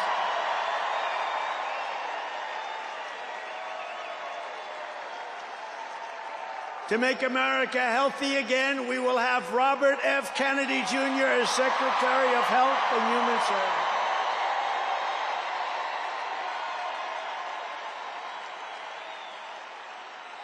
To end the weaponization of our government and restore the impartial rule of law. Oh, this is so important. She's so incredible.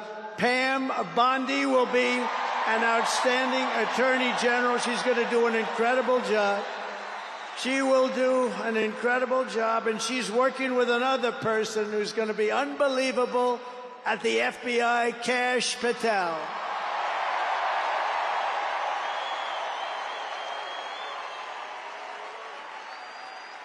And tomorrow, everybody in this very large arena will be very happy with my decision on the J6 hostages. Very happy. I think you'll be very, very happy. I would say about 99.9% in this beautiful arena. And by the way, I want to thank the owners of this arena. They are great. They're up here someplace in one of those beautiful boxes. And their team is doing very well, and Ovechkin is a great player, right? But I want to thank Ted and all of the owners for allowing this to take place. It was really great. And thank you. It's a hell of an operation. Great place. Fantastic arena. Thank you, Ted. Thank you, everybody. At Homeland Security, we will have a tough leader in Kristi Noem, and we will have an outstanding Secretary of Transportation in Sean Duffy, Congressman Sean Duffy. Great people. And we're going to win so much that Governor Burgum of the Interior, you know Governor Burgum, one of the best governors in the country, is in charge of Department of the Interior, and the hottest man anywhere in the world for energy. When I announced him, people couldn't believe it. You didn't hear of him, but if you're in the energy business, he's considered the absolute best. Mr. Chris Wright of the Energy Department. He's going to head up the Energy Department. He's the hottest guy there is. Anybody in the energy business, they said, I can't believe you got Chris Wright. And a man named Marco Rubio is going to be our great future Secretary of State. And Howard Lutnick, a tremendous success on Wall Street, is going to be our Secretary of Commerce. They have to go through these drills, but they're going to. And I want to thank the Republican senators. They've been doing great. And John Thune has been doing a great job in moving the process along quickly. We're going to have a lot of them hopefully approved very quickly. And a very special woman, Linda McMahon, is going to be our future Secretary of Education, which we're going to be giving back to the states. Let the state run education.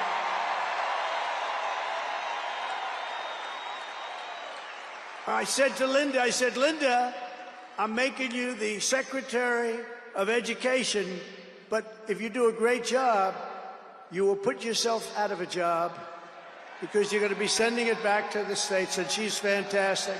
And her staff, which has been largely hired, is fantastic. And all of the other leaders will come to me and they're going to say, do you remember I used to do this for fun? But it's really not fun, it's fact. Because we have to do some of best of, right? But they're going to come and say to me, sir, we're winning too much, sir. We can't take it anymore. We have to stop winning, sir. We can't do it. We're not used to winning in our country.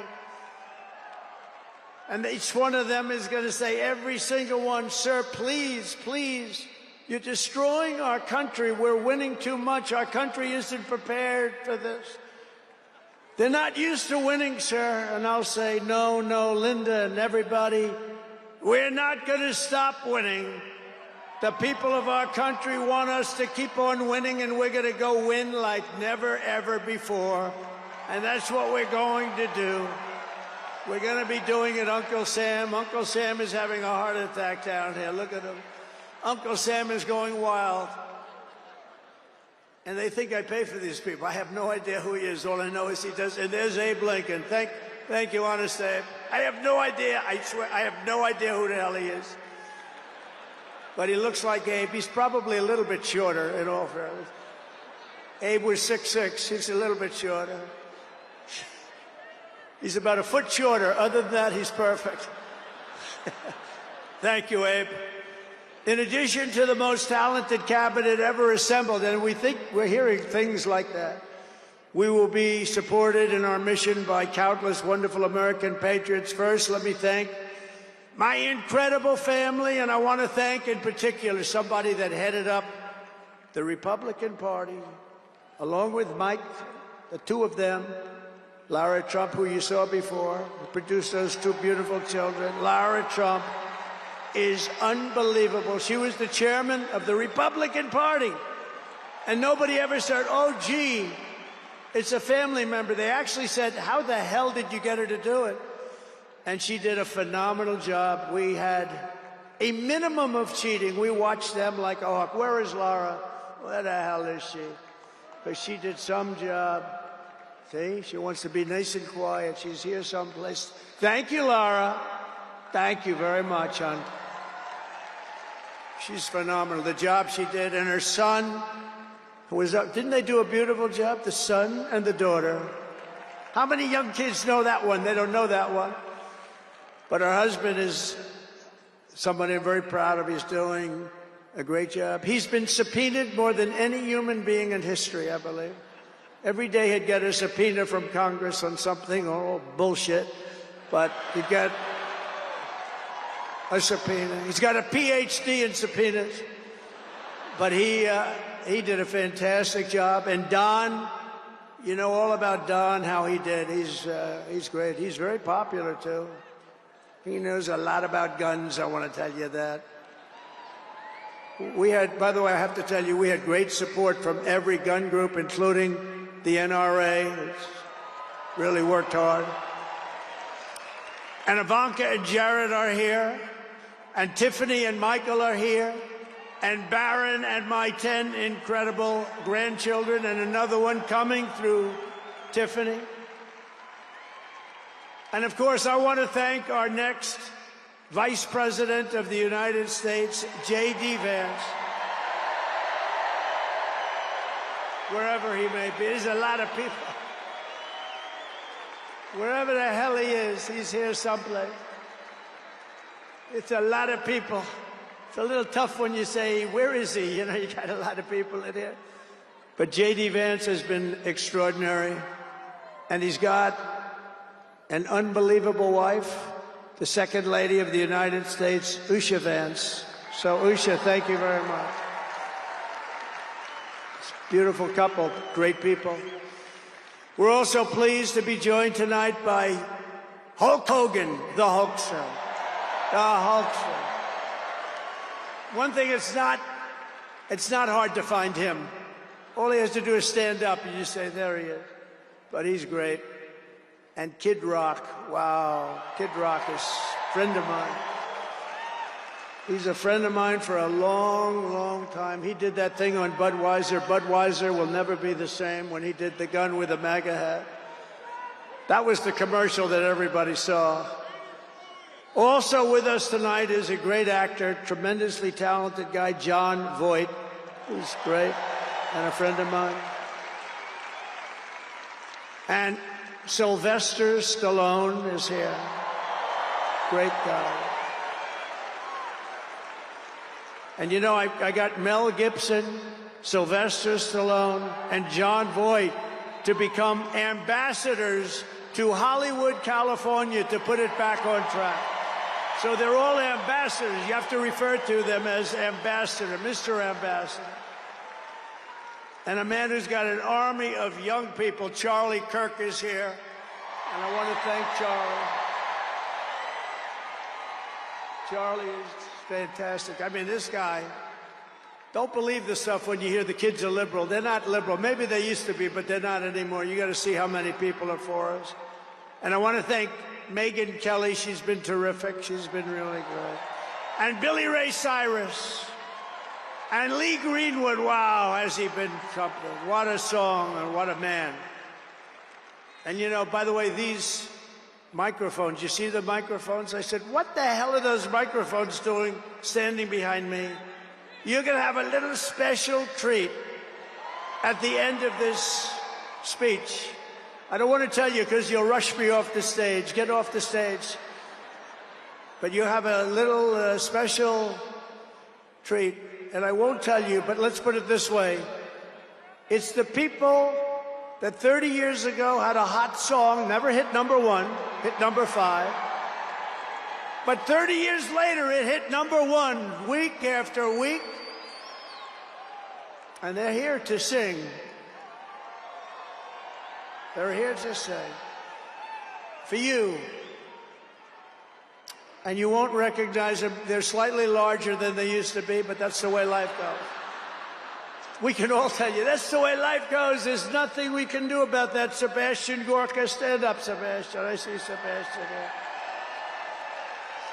There's a patriot. He's been with me through thick and thin, right, Sebastian? Now he's with the administration. Thank you. Great guy.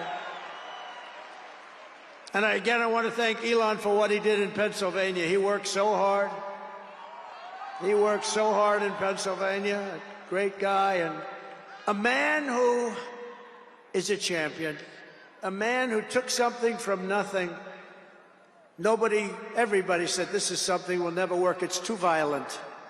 But he understood people. He said they like violence, unfortunately, right? But a man who understood fighting better than any man ever. There's never been anything like this. What Dana White did with the UFC and building it into a monster sport franchise. So I want to thank Dana White of USC for being here. And Dana, you've done a job like nobody could have done. Thank you. A great guy and a friend of mine. A great friend of mine. He's a tough cookie. You want him on your side at all times. Every one of those people you want on your side. And we have dozens of other celebrities and everything, but we're going to get back to what we're doing. But I do want to say, in the audience, we have many governors, many senators, many members of Congress, and other distinguished guests, far too many to name, unless you'd like me to name them. No? Do you want me to name governors, senators, and Congress people? No. I thought you were going to say that. Sorry, governors. No, but we appreciate all of the love that we've gotten from them. I'll tell you, our House and our Senate Republicans have been unbelievable, and the governors are unbelievable, the job they're doing. Of the crime-ridden cities, the top 25, every single one of them is run by a Democrat. Does that tell you something? We don't have problems in the Republican cities. Tonight, I also want to send our love to everyone affected by the terrible wildfires raging in California.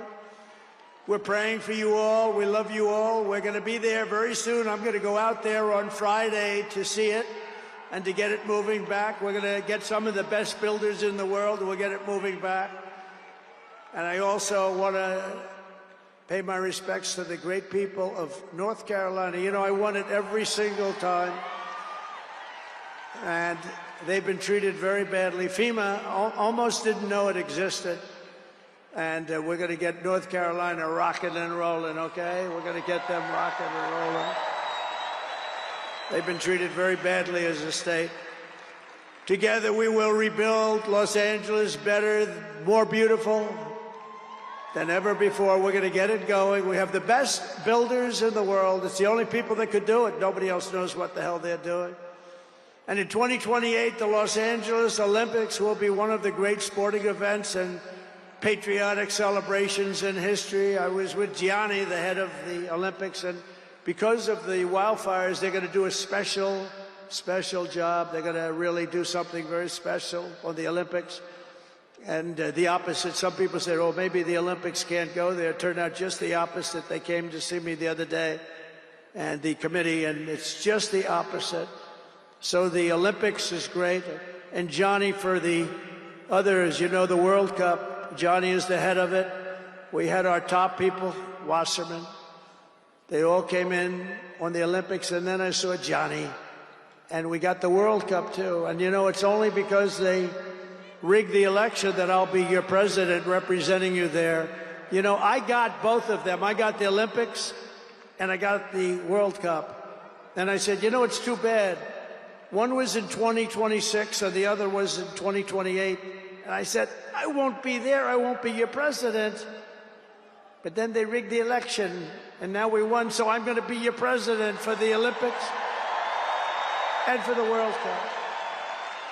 So, Johnny, thank you for the World Cup, and everybody, thank you for the Olympics. We're going to have a great time. We have another thing happening, 250 years, a celebration like no other, 250 years. And that's going to be taking place next year. So we have a lot of big events coming. And everything we do everything. We take it very, very seriously. But what do we do more than anything else? We put America first.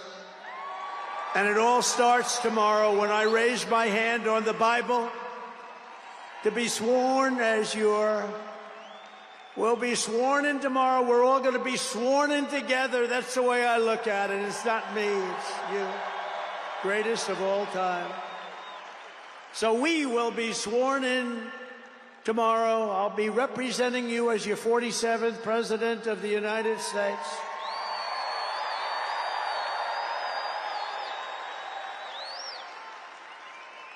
And just in conclusion, together we're going to cut your taxes, end inflation, slash your prices, getting them back down, raise your wages, and bring thousands of factories back to the USA, right where they belong, and that'll be done through tariffs and smart policy. We will build American, we will buy American, and we will hire American. I will end the war in Ukraine, I will stop the chaos in the Middle East, and I will prevent World War III from happening. And you have no idea how close we are. We will crush violent crime in our cities and give our police the support, protection, resources, and respect they so dearly deserve.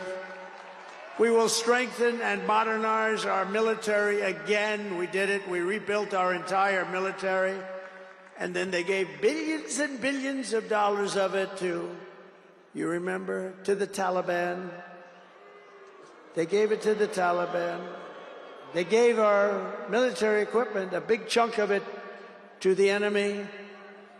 Do you know that we pay billions of dollars a year? Do you know this? Does anyone know this? To Afghanistan? Do you know that? And I say, if we're going to pay billions of dollars a year, tell them we're not going to give them the money unless they give back our military equipment that these poor, stupid people allowed for them to have. So we'll give them a couple of bucks. We want the military equipment back. We will rebuild our once great cities, including our capital in Washington, D.C., making them safe, clean, and beautiful again. And we want to make this city again safe. We don't want people coming to Washington and getting mugged, shot, killed. We're going to stop it. Law enforcement, and they have very good police here, but they have to be allowed to do their job. We're going to stop it. We're going to beautify it. We're going to make it the most beautiful capital in the world.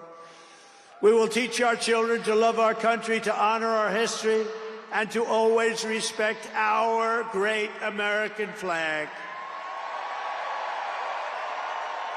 And we will get critical race theory and transgender insanity the hell out of our schools.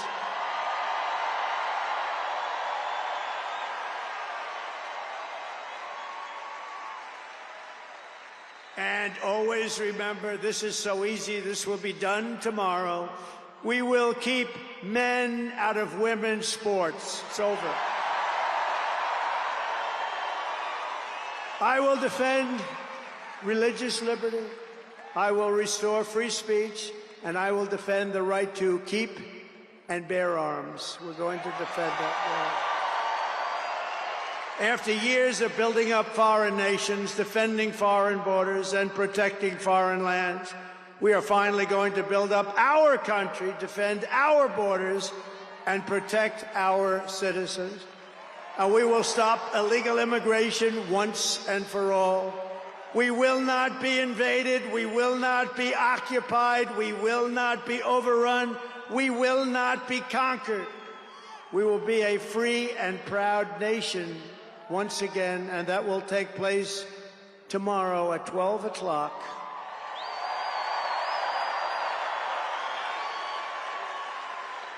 Everyone in our country will prosper, every family will thrive, and every day will be filled with opportunity and hope, and also filled with a thing called the American dream that you don't hear much about anymore. For the past 9 years, you and I fought side by side against the most sinister and corrupt forces on earth.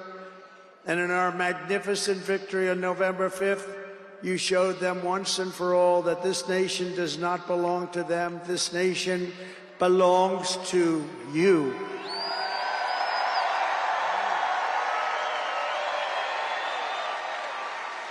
From New York to Los Angeles, from Philadelphia to Phoenix, from Chicago to Miami, and from Houston to right here in Washington, D.C. Our country was won and built by generations of patriots who gave everything they had for our rights and for our freedom. They were farmers and soldiers, cowboys and factory workers, steel workers, coal miners, police officers, and pioneers who pushed onward, marched forward, and let no obstacle stand in their path. Nothing could get in their way. Together they laid down the railroads, raised up the skyscrapers, built the great highways, won 2 world wars, defeated fascism and communism, and launched American astronauts to the moon. It was hard-working patriots like you who built this country, and 75 days ago on November 5th, it was hard-working patriots like you who saved our country. You saved our country. Now, after all we have been through together, we stand on the verge of the 4 greatest years in American history. With your help, we will restore America's promise, and we will rebuild the nation that we all love so much. We are one people, one family, and one glorious nation under God. We will never give in. We will never give up. We will never back down, and we will never, ever, ever, ever surrender. We will fight, fight, fight, and we will win, win, win. And together, we will make America powerful again. We will make America wealthy again. We will make America healthy again. We will make America strong again. We will make America proud again. We will make America safe again. And we will make America great again. Thank you very much. Thank you very much. What a great victory for everybody. Thank you, America. Thank you very much. Thank you.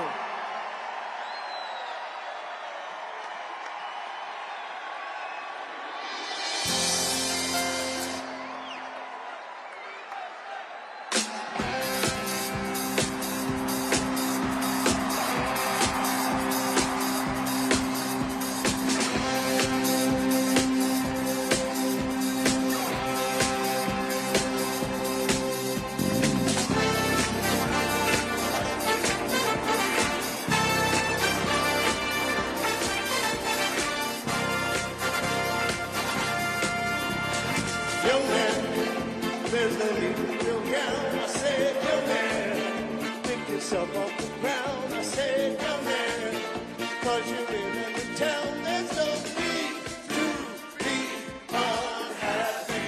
Young man, there's a place you can go. I said, young man, sure you will find many ways to have a good time. Come on, everybody. It's fun to stay at the YMCA. Fun to stay at the YMCA. They have everything for your men to enjoy. You can hang out with all the boys. Fun to stay at the YMCA. Fun to stay at the YMCA. You can get yourself clean, have a good meal, do whatever you feel. Young man, are you listening to me? I said, young man, what do you want to be? Young man, you can make all your dreams, but you've got to know this one thing. No man does it all by himself. I said, young man, put your pride on the shelf. Just go there to the YMCA. I'm sure they can help you today. All right, everybody. It's fun to stay at the YMCA. It's fun to stay at the YMCA. They have everything for your men to enjoy. You can hang out with all the boys. Fun to stay at the YMCA. Fun to stay at the YMCA. You can get yourself clean, have a good meal, do whatever you feel. Young man, I was once in your shoes. I said I was down and out with the blues. I felt no man cared if I were alive. I felt the whole world was so tired. That's when someone came up to me and said, young man, take a walk up the street. It's a place there called the YMCA. They can start you back on your way. Everybody, it's fun to stay at the